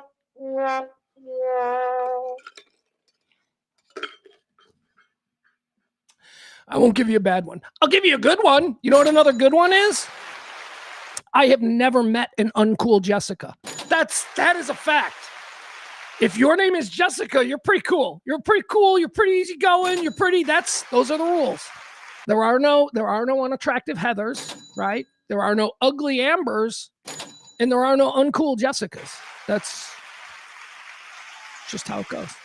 All right, so we've got 43-year-old Misty Roberts. She's the former leader of DeRidder, Louisiana. She was the mayor of DeRidder. She's now on trial for third-degree rape over this tryst that occurred all the way back in 2024. After news, what am I doing here, guys, right? Like, you want to get a look at her. You want to see what we're dealing with here. Kind of a crazy mom, former mayor, raping. God, I hate saying that word in this context. A 16-year-old boy. Let's check her out. Let me see. Where are the good pictures? I know that I pulled up some good pictures of her. All right, here's one. We'll start with this one. Here she is with her son, who she betrayed by having sex with her son's friend. That's, you don't come back from that, Mom. Sorry. All right, here we go. Look at her. All right, that's not a good picture, though, is it? Wait, let's make it bigger. That's what she said. Oh, I can't make it bigger? Anyway, okay, so this is her. This is 43-year-old mayor. Look at that rack, man.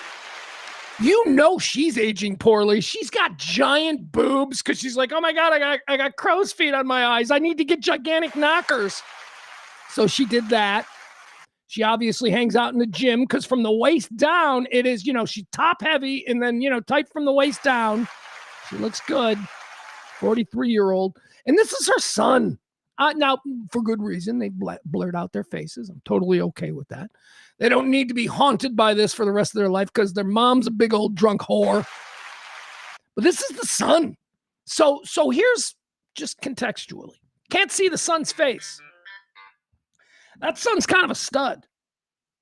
That kid, look, you can see, look at his body. He's an athlete. He looks like an athlete. He's in good shape, right? I bet you he's really good looking. I bet you he's a popular kid in the town, right? Look, can't you tell? I mean, you don't even have to see his face. It doesn't matter. That dude is getting girls. That body is getting girls. So that leads me to believe that he probably runs with a pack of buddies who are also good-looking guys. So mom couldn't control herself. Let's see if we got more pictures of her. Is that her? Yeah, okay, so I guess that's her as mayor. There she is. That's her mugshot. Louisiana Mayor Misty Roberts Clanton is accused of having sex with a juvenile. There she is being sworn in. There she is. And she's good looking, man. She's a good looking woman. I'd date her. She's hot. You kidding me? There she's looking a little bit more like a mayor. I refuse to accept that that's her. That's not her. That's not her. Can't be her. So I don't know what picture this is. There she is. Look at her. Meet DeRitter Mayor Misty Clanton. Are there any other hot pictures of her? That's pretty good there. It's pretty good. All right. Yeah, there's the one. All right. That's the one that we'll leave up as we read the story. Okay. So let's get into the story of what happened here. After news spread of Robert's reputed romp with the teen in the town of 9800. By the way, Maddie has reached out. She says that she lives near this town. After news spread of Robert's reputed romp with the teen in the town of 9,800 people, the mother of the victim, a friend of the defendant's son, texted the then mayor to ensure she wasn't pregnant, to which she replied she was on birth control. All right. She has a pool party for the teenagers. Everybody gets drunk. She's a 43-year-old aging poorly former smoke show, and so she wants to feel desired again. So she shows up out there in the bikini. She's in the hot tub. She's like, you kids have fun. She starts pounding wine. The kids are running around. They're getting high behind the garage. Maybe they're drinking in front of her. She seems like she would be permissive in that way. At some point, she hooks up in the hot tub, no less, with one of her son's friends, which you're not friends anymore. I'm sorry. That's a deed. You're not friends anymore. Dude, you banged my mom? That's a fight. That's a fight that has to happen. It has to happen. There is no way that fight doesn't happen unless, could you imagine being cucked by your best friend? Could you imagine? Could you imagine? All right, so she hooks up with the kid. Oh, and apparently her kid saw him. Her kids watched her have sex with the other kid. So she hooks up with the kid. And then the next morning, the mother of the kid who was raped knows about it. Like the kid came home and went, hey, you'll never guess who I banged last night, Mom. I banged your friend, the mayor. That kid is a legend. That kid is a legend in the neighborhood. That is a neighborhood legend. Some kid right now is making a paper mache statue to that kid that they're going to put somewhere on the playground. The mom knew. The mom of the raped teen contacted the rapey mayor and said, here it is, texted the then mayor to ensure she wasn't pregnant. I hope you're not pregnant, the mom of the boy who was raped wondered. To which the mayor then responded, not even denying that she had hooked up with the woman's child. She responded, no, it's all good. I'm on birth control. What kind of town is this? Holy crap. Prosecutors presented all this evidence to the jurors last week. Roberts, Misty, Misty then shared a screenshot of the exchange in a group chat with her friends, who urged her to take Plan B. She's telling her friends about hooking up with a...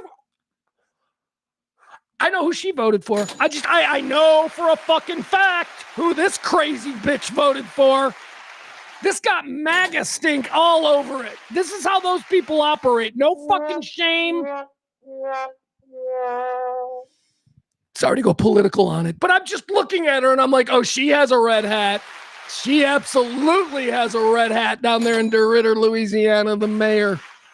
A DoorDash driver then testified that he accepted a request from Misty C., the mayor, to purchase the emergency contraceptive and leave it at her front door. The driver told the court that he recognized Roberts from trick-or-treating with his kids, and then later heard rumors about the allegations, which led him to believe the delivery was connected. Rumors of the allegation? It seems to me that this is not a rumor, that it seems to me Misty herself is sharing with the neighborhood how she had sex with a child, a friend of her kids. God, there are so many steps here that should have stopped this from happening. Robert's son, do we want to hear about what's going on with her son, whose best friend now has carnal knowledge of his mother? Robert's son told investigators in an interview played for jurors that he saw his mom having sex with his pal through a crack in a window. Weird. That's going to require some therapy. Undoubtedly.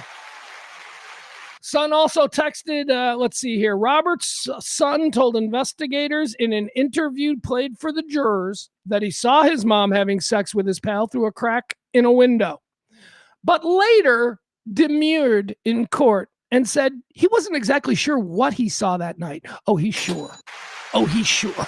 He is sure what he saw that night.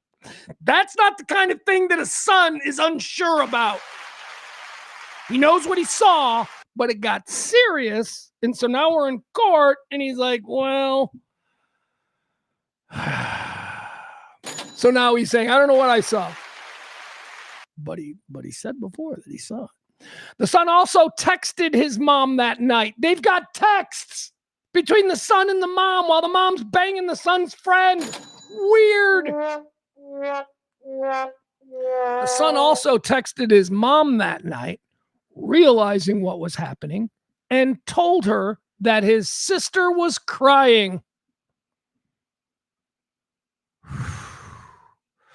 So, I mean, there's a lot of emotion. We're just reading this as events in the order that they occurred, but there is a lot of emotion attached to these things. This son, she's crying. She's watching you have sex with a guy that she's got a crush on. My best friend, Brad. Fucked up family. Ugh. The son also texted his mom that night, realizing what was happening, and told her that his sister was crying. He is 17 years old. The son apparently texted his mother. Oh my God. Officials later confirmed that the boy was, in fact, at the time 16. Robert's daughter also took the stand while prosecutors played her interview with detectives, in which she said she saw her mom and the boy on top of each other. Duncan Clanton, Robert's ex-husband. Oh, yeah, you know there's an ex-husband. You know this stuff. There's always good. This story suggests that there's an ex-husband who is sitting there going, I told you she was fucking nuts. Duncan Clanton, Robert's ex-husband, testified Saturday that Roberts told him directly that she had sex with the minor and that the kids had caught them. So she told her ex-husband, she's like, oh my God, I had sex with one of little Tommy's friends and the kids saw. She's telling her ex-husband this. Duncan Clanton, Robert's ex-husband, testified Saturday that first of all, they're testifying on Saturday. Court in Louisiana is open on Saturday. Duncan Clanton, Robert's ex-husband, testified Saturday that Roberts told him directly that she had had sex with the minor and that the kids had caught them in the act. Clanton said his son later confirmed to him what she told him. So after the mom is like, yeah, I banged one of our kids' friends, He then went to his kid and said, "Is this true? Did your mom bang your friend?" And the kid was like, "Yeah, Dad. Can I move in with you?" I mean, that's got to be the next one, right? Can I live with you now, Dad? Please. You see what I'm dealing with? Oh, son, I know what you're dealing with. That's why I'm out. The court saw several messages exchanged between the divorced couple, including Canton insisting that Roberts was a great mom and urging her to deny what happened. All right, so the husband is advising the ex-wife, deny it. You're a great mom. Deny it. And why is he doing this? He's doing this because he likes the situation. He realizes that this could blow up his entire family. And, he got out. He's got himself his bachelor apartment there in Ritter, wherever the hell it is that he's living. He's got his bachelor apartment. He's in a couple of drinking leagues, right? He's hanging out at the bar. He's having fun. It's fun. Mom, the ex-wife, crazy ex-wife, she's there at the house. She got the house fine. You got to accept that when you go through a divorce like that. But the kids are being taken care of. She's feeding them. He doesn't want that to change. So he's like, deny it, because they're going to throw you in jail. And then suddenly I'm going to have to raise 2 kids in a funky single dad apartment. That's what Dad's doing. The court saw several messages exchanged between the divorced couple, including Mr. Canton insisting that Mrs. Roberts was a great mom and urging her to deny what happened if she was approached at a town council meeting. Because remember, she's the mayor.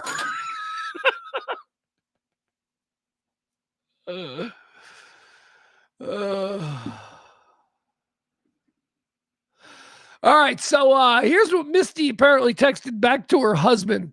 "I can't keep hurting others, friends and family. Lord knows I've done enough," Roberts soberly responded in one text. Because remember, this is a drinking thing now. She's going to lean on the fact that she's a drunk. And I'm sorry, being a drunk is not an excuse for this. I know plenty of drunks that don't hook up with children, okay? That's not a thing. I got drunk. You know what happens when I get drunk? I become a pedophile. I'll just stop drinking, okay? No problem? No problem. Sorry about your kid. What is that? It's not an excuse. "I can't keep hurting others, friends and family. Lord knows I've done enough." Lord knows. She's a Christian. "Lord knows I've done enough," Roberts soberly responded to her ex-husband in one text. During cross-examination, Mr. Clanton was asked if he agreed that Miss Roberts was a great mom, and he said no.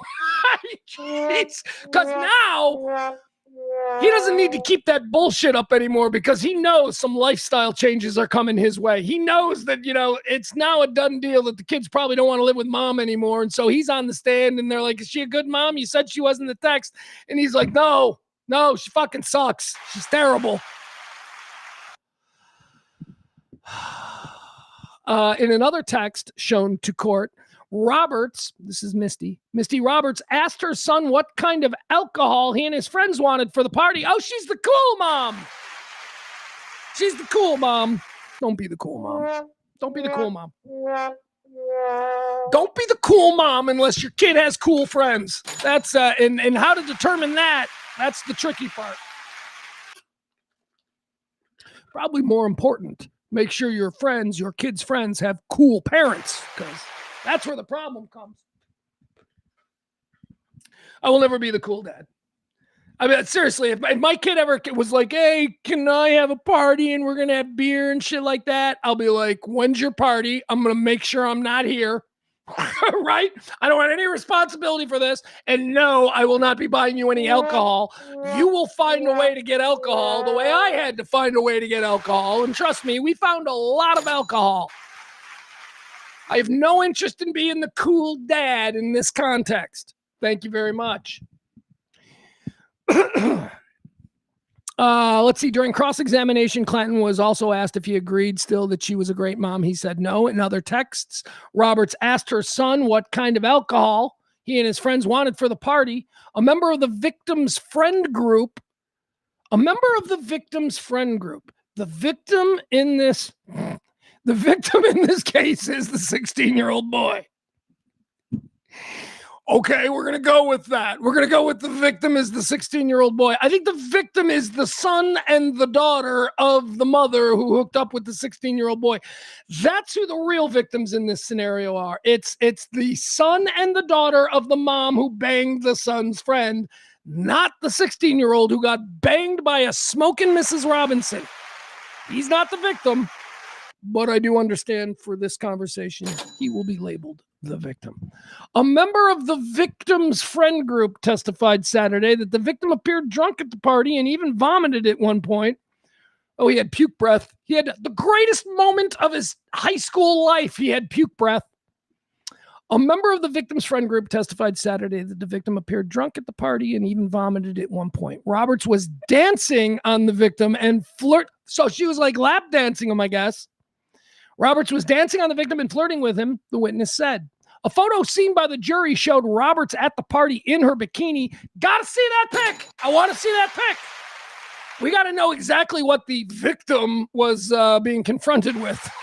We got to know how bad the victimization was. How do we get to see that picture? A photo seen by the jury of Misty Roberts at the party in her bikini with the teen victim looking up at her and smiling. I bet he was. The victim's friend said Robert's daughter, right? It's getting a lot of moving parts here.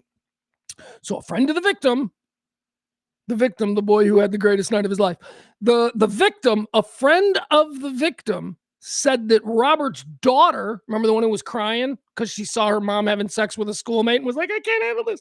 So she's crying. The victim's friend said Robert's daughter told a group of teens that night she saw her mom and the minor making out by the pool. He said he later saw Roberts and the boy having sex. All right, so this is also interesting to me because if you're a kid and you see your mom doing this,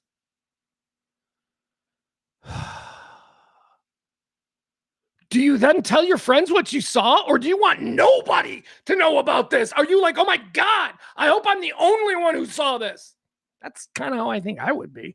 I don't think I'd immediately go to my friends and go, oh my God, you guys, I just saw my mom making out with Brad or whatever his name is. Or Noah. I just assume every kid now is named Brad or Noah.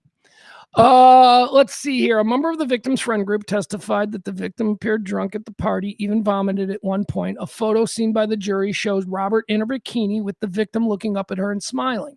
The victim's friend said that Robert's daughter told a group of teens that night that she saw her mom and the minor making out by the pool. He also said later he saw Roberts and the boy having sex. After Roberts and her alleged victim, alleged is right. After Roberts and her alleged victim came downstairs, there was yelling and a big argument that followed. But I bet. So from what I understand, it started in the pool because I've read a number of stories about this. It started in the hot tub where they were making out, but then they went upstairs.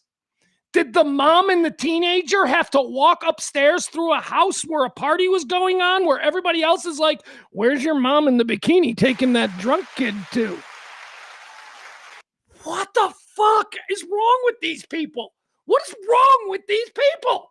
Everything is wrong with these people. The only person that doesn't have anything wrong with them is the victim. Everything's going right for him. After Roberts and the alleged victim came downstairs from theoretically doing the deed, there was yelling and a big argument that followed. Well, I bet. I mean, my God, man. You do this in front of your kids? And then you just blame it on alcohol? No, you have a mental problem. You are a fucking lunatic. You make terrible decisions and you can't blame it on alcohol. You're just an aging, poorly old whore who has always used your sex appeal to get whatever the fuck you wanted. And now you're 43 years old. You're seeing crow's feet. You got giant fake knockers and you're trying to reinvent yourself by raping a child. That's my take on it. Days after police launched their investigation into the alleged crime, they would almost have to. I mean, this is happening in front of so many people, somebody's going to tell somebody something. Days after police launched their investigation into the alleged crime, Roberts, who was in her second term in office, then immediately resigned as mayor. Well, that's good. Roberts was charged with third-degree rape and contributing to the delinquency of juveniles. This is Roberts' second trial after the first ended in a mistrial when 2 Beauregard Parish judges were removed from the case because of alleged ties to her ex-husband. Oh, they're all corrupt down there in Louisiana. Well, we knew that. She was arraigned on the current charges earlier this year. All right, that's what we got. Trial is apparently still going on. I don't know if there's been any kind of an update, but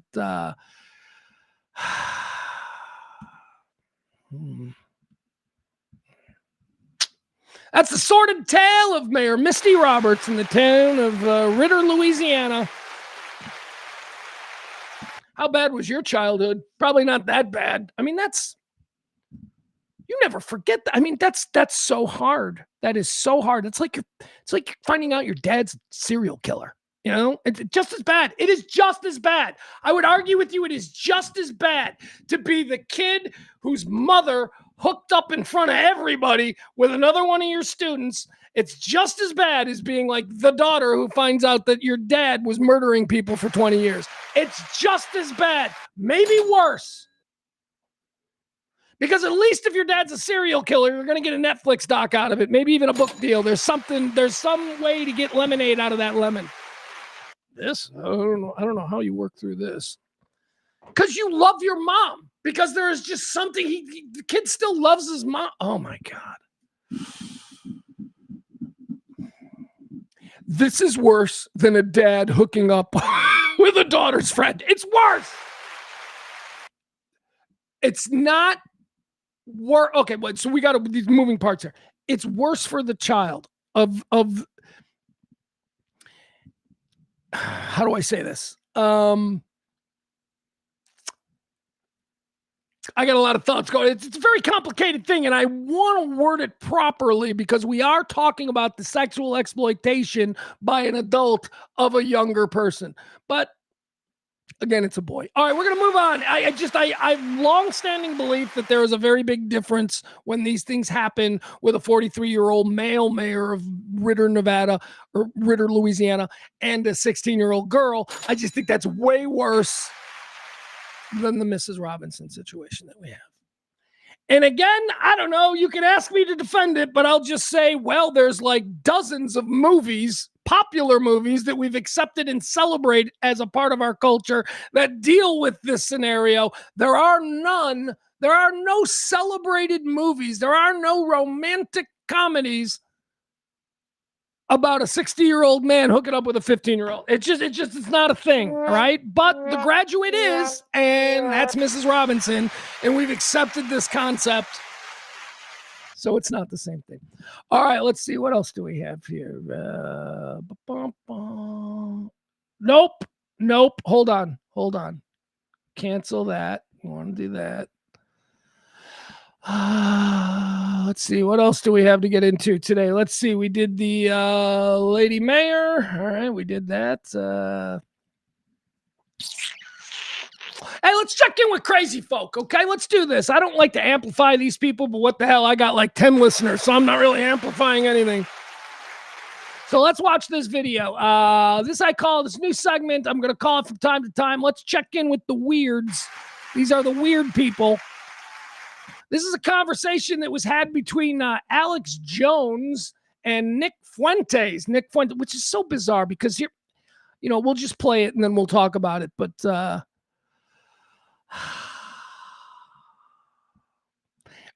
Alex Jones back in the day used to hang out at 105.3, live 105.3 in Dallas. He used to fucking just show up. And this is before he was Alex Jones, the InfoWars guy. This is when he was Alex Jones, Dallas radio dude who wanted to be on the air.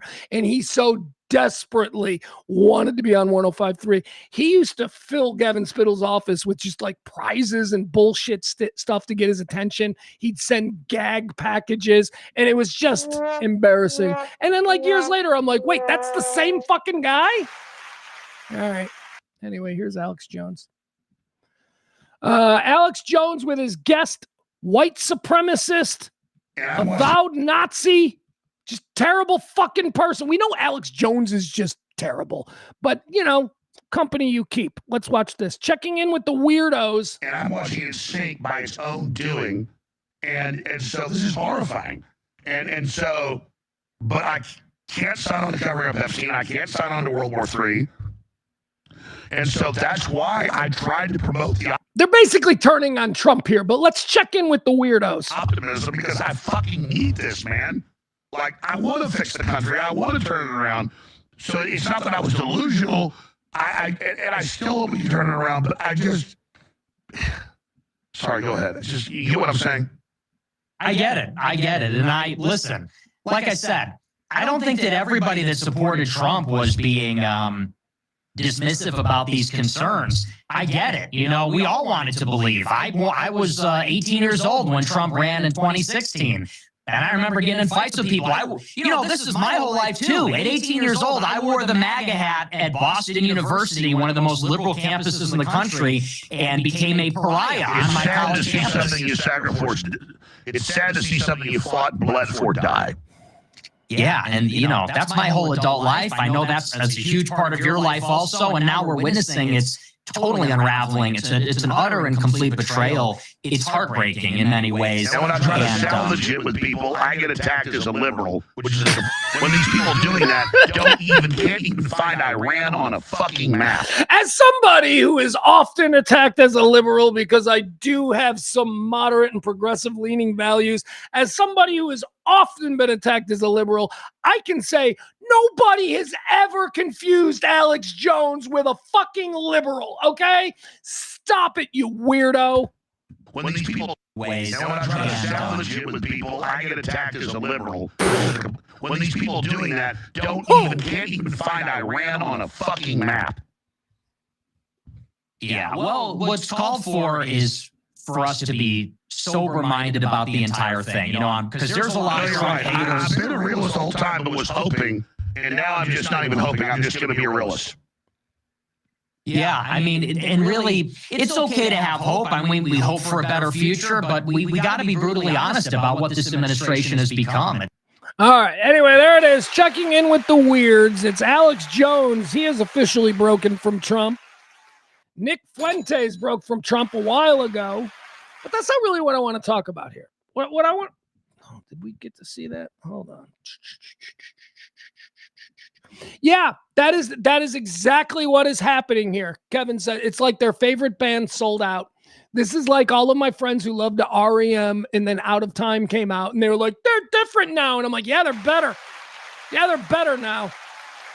Because now when I talk about how I like REM, I can talk to people who actually know fucking REM because they're popular now.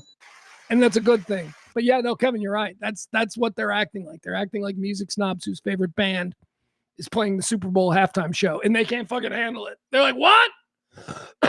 But here's look, I don't care about what they're talking about. Both of those people are fucking reprehensible examples of humanity and they need to be marginalized as best we can. With that said, I don't understand the comfort that people... Now, Alex Jones, let's take Alex Jones. We know what Alex Jones is. He's crazy. He appeals to crazy people. He says outlandish things that he doesn't believe at all, but he sells them. He sells them like a fucking New York City con man. So people believe that he's crazy, but I don't think he's crazy. I think Alex Jones is a showman. I think he's a good showman. And I think he doesn't care anymore about what his lifetime reputation is because his brand has been dyed as crazy. Alex Jones, crazy. But I never really thought of Alex Jones as racist. You know what I mean? I know like a lot of like black people and Mexican people who are into Alex Jones. Alex Jones never struck me as racist. Nick Fuentes is a racist. That's his whole thing. He is a Jew-hating, black-hating, white people are the best streamer. It's what he's always been. That's his niche. He leaned into it. He made a lot of money. Apparently, he has no trouble sleeping at night. I mean, I couldn't have done that, right? I couldn't have leaned into that act. I don't think it's an act with him. I think it's authentic, and I think he caught lightning in a bottle, and now he is the new David Duke or the new, whatever you want to say. Senator Byrd, right? Jesse Helms, that's who Nick Fuentes is.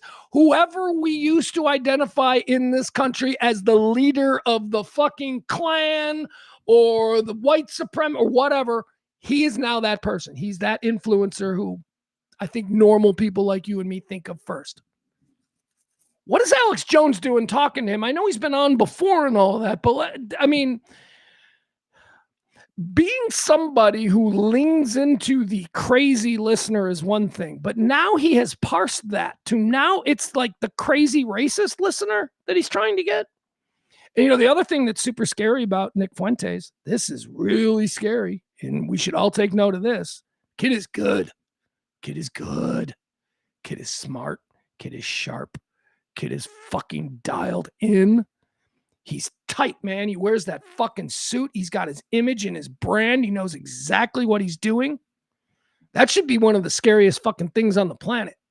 Because that's somebody in that clip that you just saw, that's somebody, if you had no idea who Nick Fuentes was, like if I showed that clip to my sainted mother, she might watch that clip and go, well, that boy seems nice. That clip had none of the Nick Fuentes, we must, round up the Jews and, all of that. So whatever it is that Nick Fuentes has been preaching, black people are a scourge on white society. He didn't say any of that stuff. So if you're just getting introduced to somebody like him through, your crazy doorway, which is Alex Jones, because you're already crazy, now you've got a little bit of crazy mixed with some racism. I hate to say that I think less of Alex Jones today than I did yesterday, but I legitimately do. Apparently, there is a sub-basement to how I feel about Alex Jones. It's just weird because you talk to Nick Fuentes, and that's a scary son of a bitch, man. Anybody who can be that rational and that calm and say such absolutely horrendous things about our fellow citizens, that's a person that needs to be tagged and watched because that's scary. That fucking kid is young. All right, anyway, there you go. Check it in with the crazies. All right, let's do this one now. Let's play another game that I want to do from now on. What's Megyn Kelly wearing today? Oh, no, we got to start with yesterday's Megyn Kelly clip. She had Marjorie Taylor Greene on, and they were going whatever they were going off on. I don't know. Apparently, they're upset about the war in Iraq. Here, let's check out what Megyn Kelly was wearing yesterday, because I think I called her out. I think I said she was dressed like she was going to the Academy Awards. She's doing a fucking live stream. Here we go. All right, what is in his mind? All right, look at this. What is this outfit? What is this like weird ass Cruella DeVille? Like, don't you imagine that she's got 101 Dalmatians sleeping at her feet? This is performative. I don't know what this is. And it started with Fox News to the point now where it's pretty normal, more so on right-wing news. On right-wing news, the women, doesn't matter if you're tuning in at 2:00 in the afternoon or 9:00 in the morning. The women are all dressed like they're going to a dinner party. Look at the way the women on like the Today Show or CBS Morning News, look at the way those women dress, professional, normal. And then look at the way the women on like Fox dress. What the fuck? Stupid. It's dumb. It's dumb for me to be this bent out of shape by it, but I am. You know why it angers me? It angers me because a friend of mine, Dan McNeil, who is a sports legend in this town of Chicago, I mean, we're talking like, name the most famous guy at the Ticket in Dallas. That's what this guy was in Chicago. He lost his whole career because some chick went on Monday Night Football wearing the most bizarre, she was a sideline reporter, wearing the most bizarre outfit imaginable, and he called her out on Twitter, and now he doesn't get to work anymore. So in honor of Dan McNeil, I will continue to criticize the way women present themselves on TV without a fucking care in the world about it. So here we have, this is her yesterday. This is Megyn Kelly. She's just like Catwoman. Or not Catwoman, she's just like Catwoman today. Wait till you see it. She's just like Cruella DeVille here. All right, let's go. All right, here's the next one. All right. So that's what she was wearing yesterday. Let's see what Megan's wearing today. And by the way, I got to be honest with you. It's I don't mind looking at Megyn. She's a good-looking woman. She's in her 50s. She still is very bangable. Okay, so you remember what she looked like yesterday, right? She had her hair it was a bigger hair. It was like Cruella de Vil, sexy, plunging open area where you could look, if she was leaning over, you could look down her top. All right, let's check out what Megyn Kelly's wearing today. And let's listen to what she's going on about today. What is she going on about here? Is she going on about the war? I think it is. Here we go. So Lauren Boebert was there, among others. Here's Hillary. And all right, look at this. Now her hair's all flat.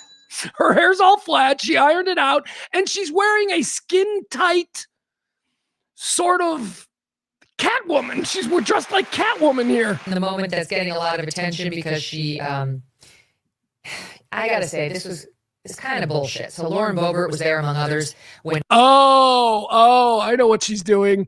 Yeah, she's echoing what I said yesterday. Megyn Kelly's defending Hillary Clinton. Remember yesterday when I played that clip and I went, holy shit, this is not how I remember Hillary. You people told me Hillary needed a walker and that she had dementia and all that. And then she gets in front of all of these clowns and she fucking wrecks shop. She's in it. And that's what Megyn was talking about here. Hillary was deposed, and she decided to take a picture of Hillary and to leak it to Benny Johnson, who put it on his social media during the middle of the deposition. Well, the depo was going to be made public. It was understood and agreed that it was going to be made public, the videotape of it. So it doesn't make it really like a capital offense, what she did, because it was all becoming, it's not like, oh my God, we never would have seen it had it not been for this Lauren Boebert snapshot. But I'm not gonna lie, it was a classless thing to do. You're not gonna lie this time? Follow the rules of the depo, all right? Like, you may hate Hillary Clinton, but she's the former Secretary of State. She did show up. She's answering the questions. Like, fucking just go along with the protocol. All right, that's all we need. It's kind of hot. I don't know. I kind of like F-bomb dropping, Catwoman dressing Megyn Kelly. I can get used to that. All right, that's today's Megyn Kelly outfit. Dressing like Catwoman. Who knows? Who knows what she may be dressed like today? We don't know. We'll just have to wait till tomorrow. But we've got Cruella de Vil and we've got the Catwoman. So we'll have to check in and see what her outfit is tomorrow. Let's see. What else do we have here? A couple of quick news stories. How about we jump into a little bit of baseball here? This is a big one. Jurickson Profar of the Milwaukee Brewers has been suspended for 162 games. If you're doing the math, it's an entire season. Now, here's my question. He's suspended for 162 games. Does that mean that Jurickson Profar is available for the postseason should the Brewers find themselves? I don't know. The reason he's been suspended for 162 games, roids, that's what I'm calling it. Performance enhancing drugs, right? Just, it doesn't matter. We don't need to know the chemistry, right? It's just roids. He's whatever. He's juicing. He's doing something. I didn't think that was a thing anymore in sports. I thought, one, they had gotten so good at detecting, D-ball and anabolic steroids. They'd gotten so good that it wasn't an issue anymore because every time they tested for the anabolic steroids, they would, come up with nothing. And I thought the other side of this was because they'd gotten so good, the athletes, at not using steroids anymore, that they've got other concoctions and the leagues can't test for it. So, yeah, I still assume that a lot of athletes are doing whatever it is that they can do to get the absolute most out of their body. If that means they're injecting stuff that, is now classified as performance enhancing, I guess so. But maybe it's just too easy to find steroids anymore, and that's why we don't have... But then like 30 years ago, creatine was a problem, right? With Mark McGwire. So I don't know what this is about. Anyway, Jurickson Profar been suspended for 162 games. Not entirely sure if that means he's eligible for the postseason. I don't know. Other big news in baseball. This one I love. This is news that I absolutely love to see because if you've been listening to this show for the last 5 years, you know that I've been challenging this dude. Or not challenging, championing this dude as the absolute best in the business at what he does. Now, I know that I was a little bit biased because he was the best in the business doing it for my team, but it doesn't change anything. He's just the best in the business. And the personal story behind him, the fact that he is the best in the business when you combine it with the struggles and the challenges that he has just getting out of bed in the morning, it makes it one of the best stories. One of the best stories of the day. That story is Jason Benetti, former voice of the Chicago White Sox, now the full-time voice of the Detroit Tigers. You can catch him anywhere. He does everything. You catch him doing college football on a Saturday afternoon. Then later that night, you'll catch him doing baseball so he's amazing. He is the absolute best play-by-play guy in the business. I'm a little bit, obviously I'm a little bit biased, but quite frankly, since I started telling you about Jason Benetti 5 years ago, he has done nothing but go up and up and up and up. And guess what? It's official. Fox has named Jason Benetti their #1 Major League Baseball announcer, replacing Joe Buck, who apparently he's not there anymore. I don't know. Where's Joe Buck under contract with? Is he replacing Joe Buck? I don't know. Whatever. I couldn't be happier. Couldn't be happier for Jason Benetti. Now, a couple of years ago, I think I showed you this, so we're going to show it to you again, okay? Because it's amazing. ETTI. First of all, you might be like, I don't know. I don't even know who this guy is. Oh, yeah, you do. Yeah, you do. Because just about every fucking game, NFL football, college football, basketball, college basketball, baseball, this fucking kid, and I call him a kid because he's only in his early 40s, this fucking kid does it all, and he does it better than anybody else. Hold on. Let's see. I want you to watch this. This is a really great story.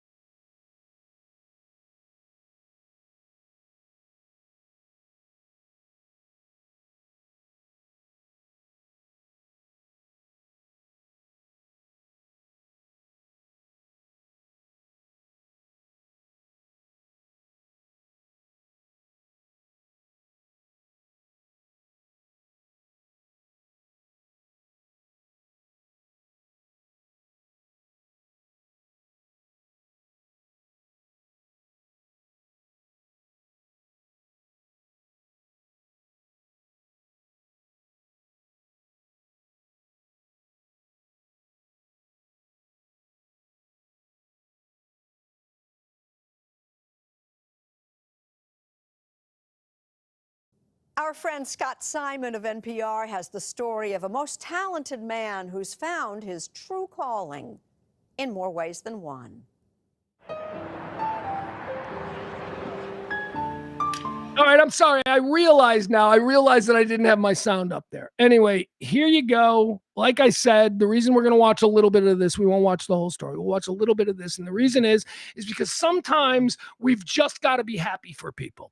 We got to check our egos and not see somebody having success and be like, they don't deserve it. No, sometimes it's just nice. And again, today was announced Jason Benetti has been named by not by Major League Baseball, by Fox Sports, as Major League Baseball's number one voice, their number one guy. PR has the story of a most talented man who's found his true calling in more ways than one.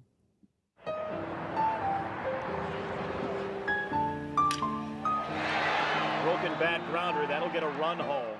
The baseball team's announcer can be as much a part of its appeal as any player. Pitch is low and it's ball 4, bases loaded. Think of Vin Scully in Los Angeles.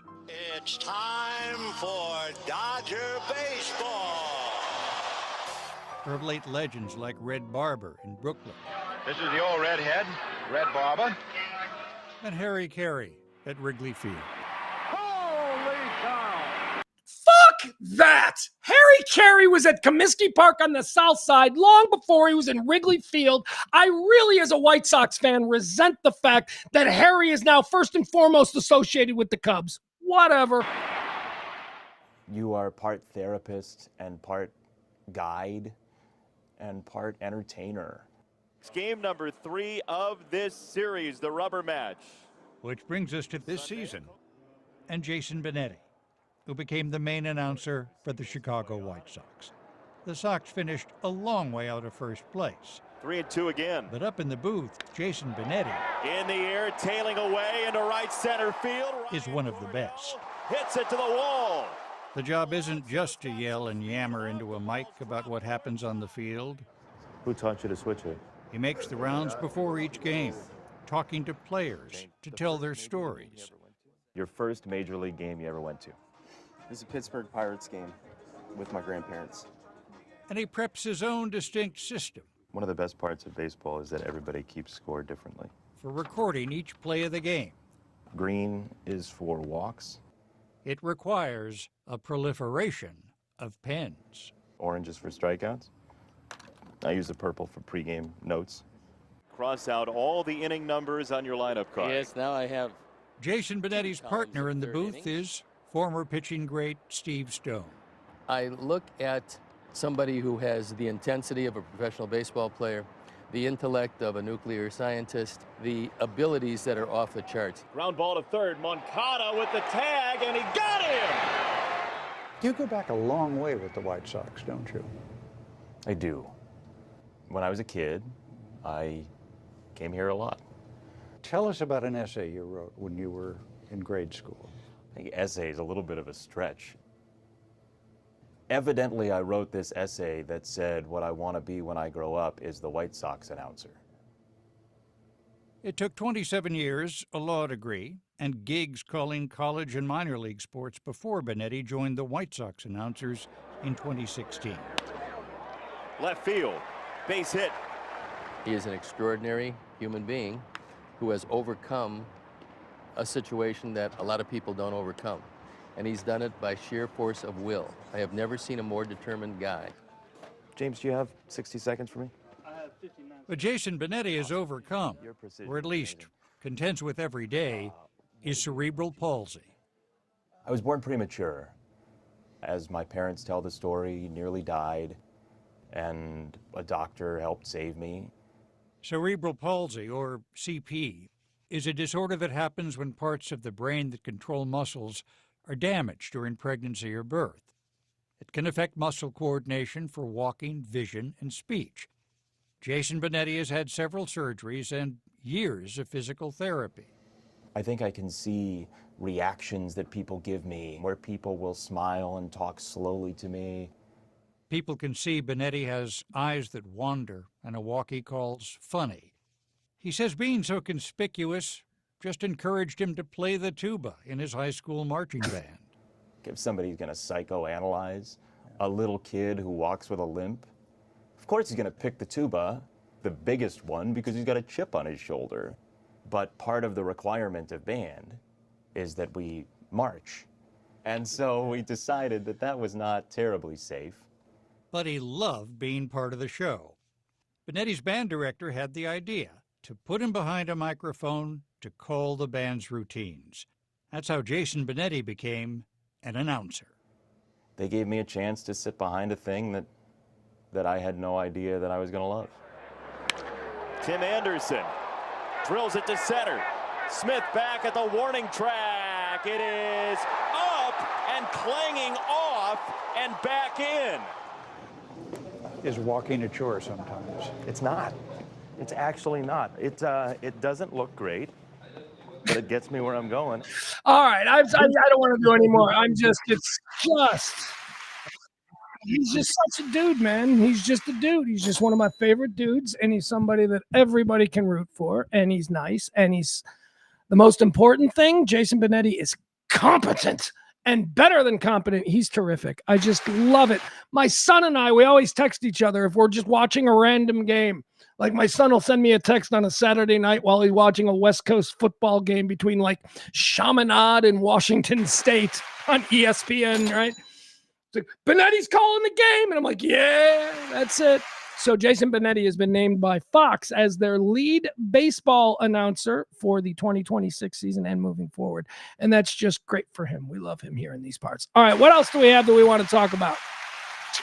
Let's see. Hey, Twisted Sister has a new lead singer. It's no longer Dee Schneider. It's now Sebastian Bach. Do with that as you look. Here's my thing. All right, if I'm gonna go, first of all, I'm not going to see Twisted Sister. What are we gonna hear? One song? What am I doing? One song? All right. If I happen to be there and they're playing, I'll watch them. But I'm not gonna like get a ticket and go to see Twisted Sister. I have no interest in that. However, if I went to see Twisted Sister and it wasn't Dee Schneider singing, then that would just suck. That would be like, what the fuck is this?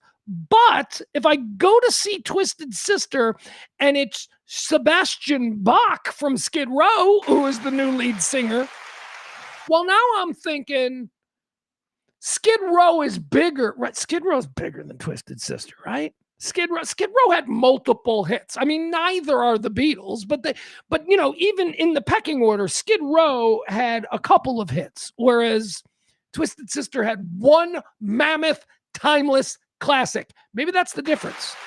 Maybe We're Not Gonna Take It. Maybe that is bigger than all, 3 or 4 Skid Row hits. What does Skid Row have? 18 in life and counting. 18 in life, Is that Skid Row? I think it is.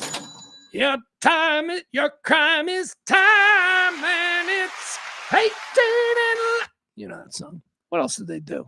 What else did Skid Row do? They had another. Skid Row had one other song that was a banger, right? Kind of a. Anyway, there you have it. Sebastian Bach is the new lead singer of Twisted Sister, which probably means that Dee Schneider will be touring and playing one song. Just, hey, $20 to come on down to Grape Fest and see Dee Schneider sing We're Not Gonna Take It. Full makeup. It'll be great. All right, there you have it. By the way, I heard a crazy story about Sebastian Bach. Sebastian Bach, very handsome guy. I mean, I'm a straight dude, but even I'm looking at him, I'm going, these lead singers of these 80s metal bands are getting way too cute. He's way too cute to be a dude. Anyway, Sebastian Bach. Did you ever hear this story? So Christina Applegate, apparently this comes from Christina Applegate's memoir. Christina Applegate went to like the 1989, I think it was somewhere in there. She went to like the 1989 MTV Music Awards. Back when, the MTV Music Awards were quite a thing. So she goes to the MTV Music Awards. She's Kelly Bundy. She's probably at the height of her fame. And she goes to the MTV Music Awards with Brad Pitt. Brad Pitt had yet to do Thelma and Louise. Brad Pitt wasn't Brad Pitt, but he was still Brad Pitt. You know what I mean? I mean, he's still like the world's most handsome waiter at this point. So Christina Applegate goes to the MTV Awards with Brad Pitt. During the course of the awards, she sees Sebastian Bach and they hook up. So Christina Applegate dumps on the night of the MTV Awards. Christina Applegate dumped Brad Pitt for Sebastian Bach, but the story doesn't end there. Brad Pitt apparently had to drive Christina Applegate's mom home after Christina Applegate went home with Sebastian Bach. Now, of course, the reason that that's a story in her memoir is because if she had it to do all over again, she would not have left Brad Pitt for Sebastian Bach. But Christina Applegate was a dumb chick, and Sebastian Bach was apparently she thought cuter for her tastes. She says you have to remember Brad Pitt wasn't Brad Pitt yet. Yeah, but he was still, there you have it. Sebastian Bach of Skid Row is the new lead singer of Twisted Sister. All right, let's do this. I promised you an example of regulators out here in society doing the work. Now, I used to exist in a world where mind your own business, right? You just mind your own business. Don't get involved. And I understood that when the bulk of society, when the default setting of society was decency, like that was like we could all, no matter how crazy shit got, we could always rely on somebody to instill decency and calm the situation down. So it was all right for some of us to just not get involved, just to pay attention. This will work itself out. We are a good, civilized, decent society. This is not going to be an ongoing problem. That was always the way I went about it. Mind your own business. Over the last few years, I've been telling you, it's time we stop minding our own business. When we see somebody being an asshole in public, we need to stop relying on civilized society to correct the issue. And we must step up and regulate. Regulate! Somebody's being an asshole in public. Don't just let them be an asshole. People get away with being assholes. And by the way, I understand that this is a subjective decision, whether or not this person is justified in his assholery or if he's just being an asshole. But whatever, let's do our honest best to try and determine. This situation here seems to be pretty cut and dry. Here's the deal. So airports are always very difficult, right? Difficult places. People are stressed out. People don't like to fly. It's always very inconvenient. It's hurry up and wait, line after line. We understand that some people get a little bit frayed while they're matriculating through the airport. So here's a situation where there are two teenage girls. They're in line. They're getting ready to board an airplane. Two teenage girls, apparently, as it's described in the story, this is their first time on a plane. So they're excited. They're giggling. They're having fun. And a grown man, a middle-aged man who is standing behind them, apparently decides to give these teenage girls a lecture about how to behave, and the giggling won't work and you got to be serious. And apparently he yelled at these girls to the point where these girls were a little bit freaked out.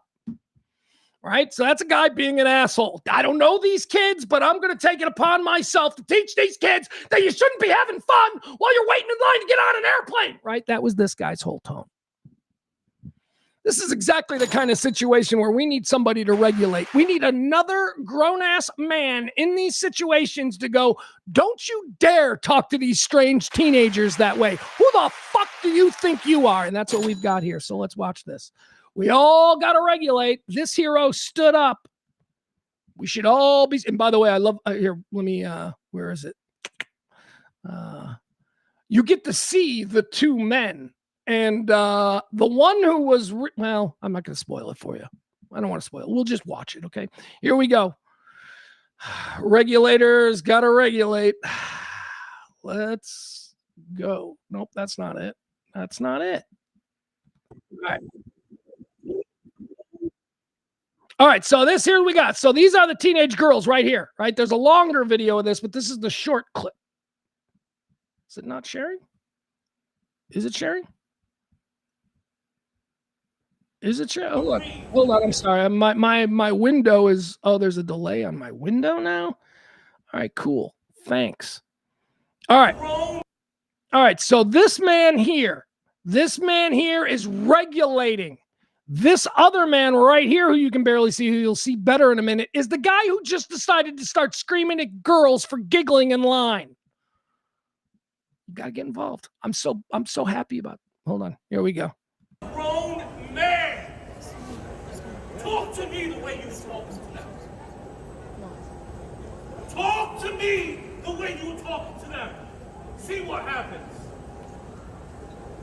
This guy don't want none of that smoke. This guy thought he was going, well, I'm going to yell at some girls because I'm a grown man and they're less than me. And what's the worst that can happen? I could kill them in a fight. So I'm going to talk to these girls in a completely disrespectful way because I'm a man.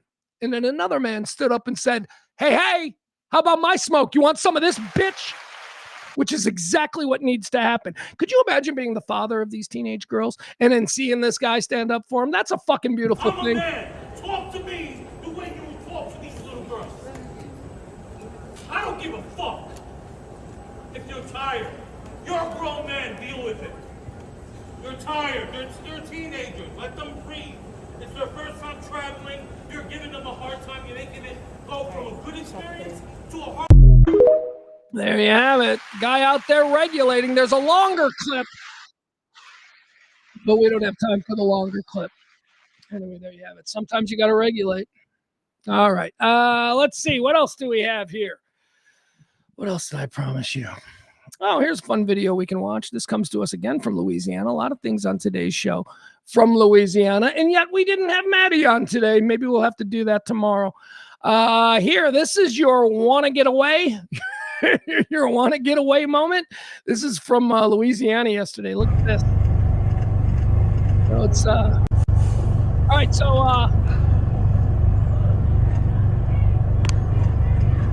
can't pause it. There's no way to pause this video. That want to get away.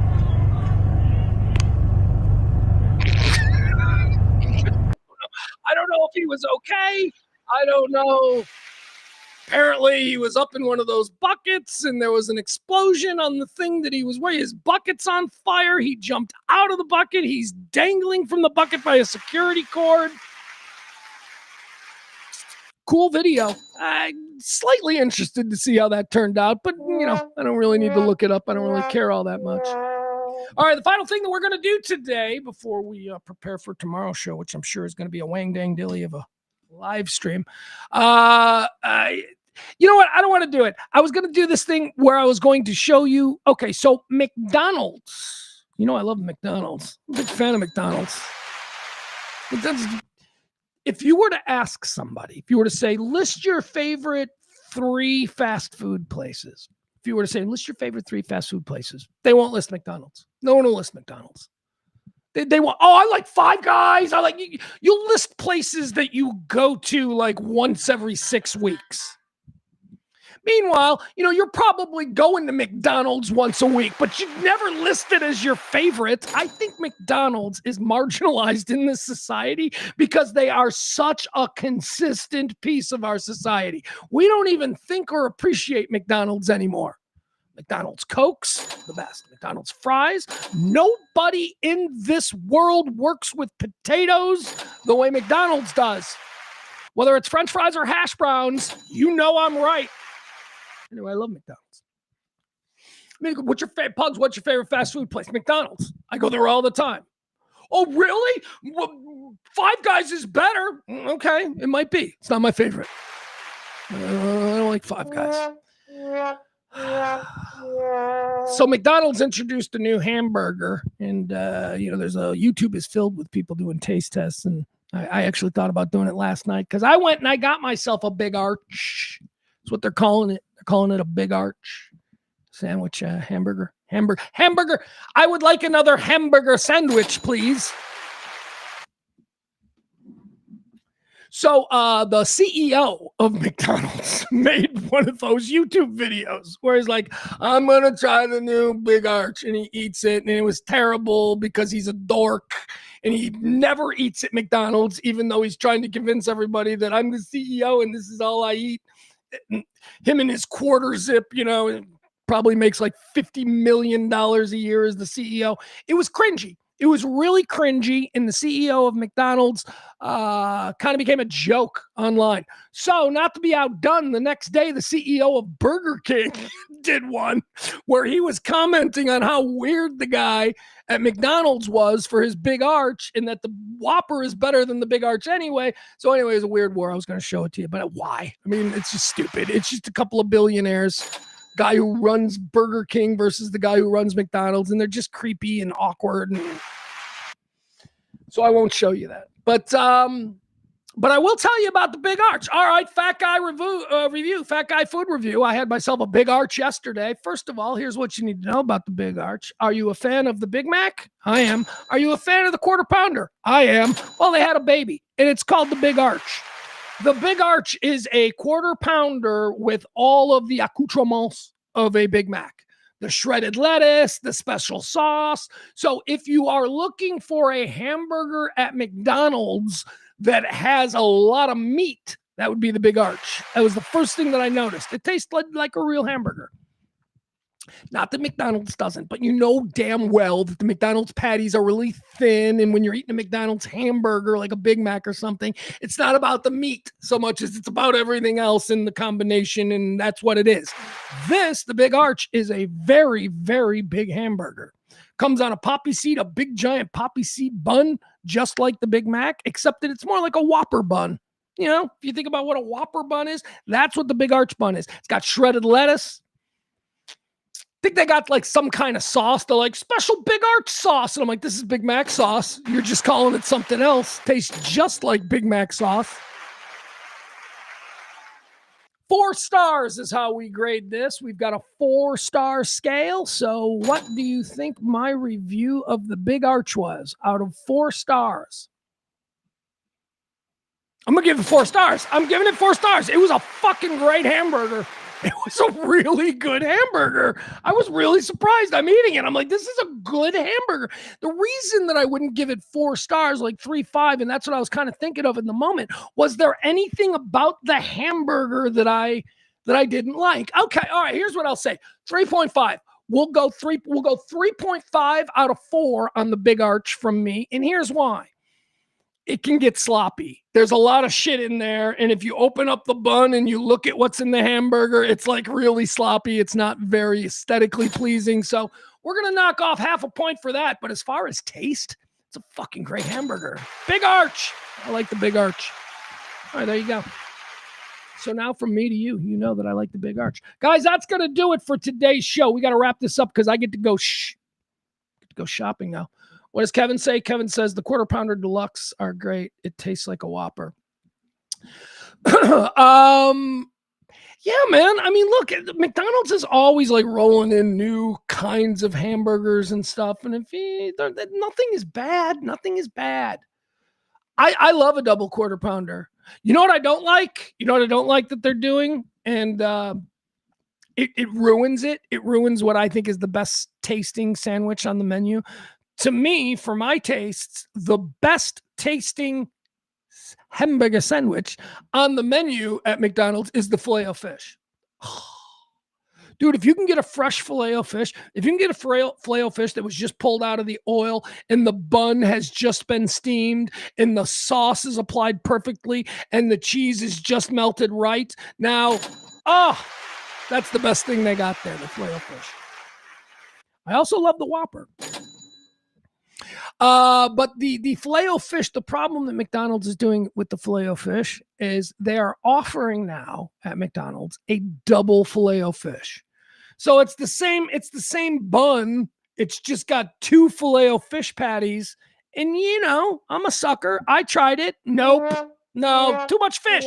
Too much fish. It's just too much fish. It's like, no.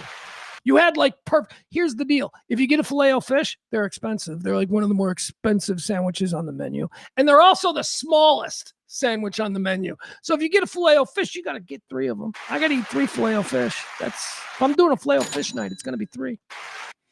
I like the Whopper. I love the Whopper. My problem with the double Whopper from Burger King, and again, my life has been destroyed because I'm principled, okay? I love Whoppers. They're my favorite. But on principle, I will not go to Burger King and buy a Whopper. Why? Because Burger King has always had this insane upcharge for cheese. What?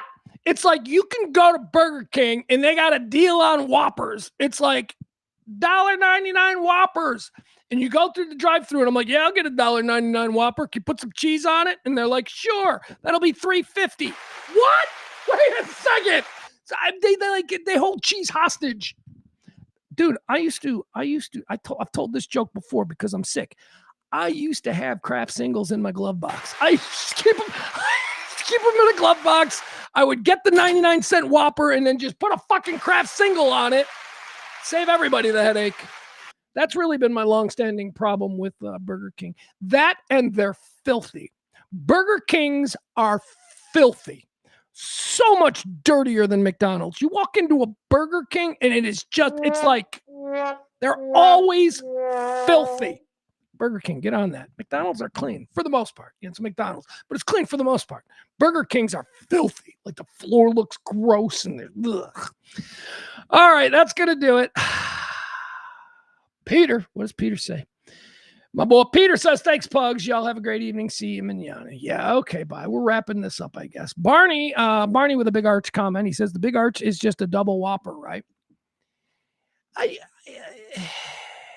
Similar. Yeah, you're not wrong, Barney. Similar. It's like, what the big arch is a Big Mac and a double quarter pounder. That's what it is. That's it. If you took the Big Mac and you mated it with a double quarter pounder, you would have the big arch. Now, the big arch looks very much like a Whopper.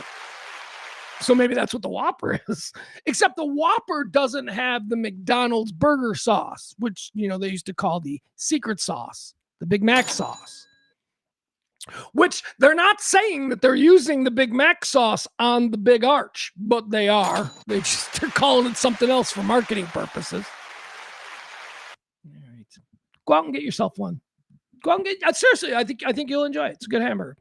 Adam says McDonald's is mid, but I do like the McDouble with no buns as a good high protein option. No buns? I get it. You're watching your weight, but the fuck you going to McDonald's for if you're watching your weight? McDonald's is not mid. McDonald's is mid. Oh, what's the best? What's the best? The best is someplace you've never heard of. It's secret and only I know. I'm Adam.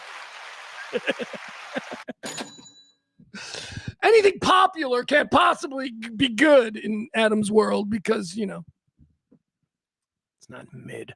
All right.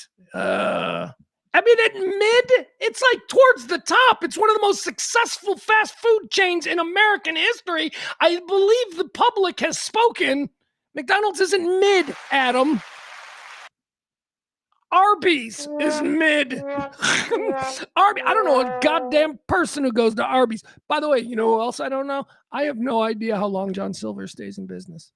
How does Long John Silver stay in business? Somebody please explain this to me. Have you ever driven by a Long John Silver's? Do you have a Long John Silver's in your neighborhood? Have you ever driven by? Is there ever anybody in the dining room? I have never been in a Long John Silver's. Maybe that's why I think that they shouldn't exist. Maybe that's just me.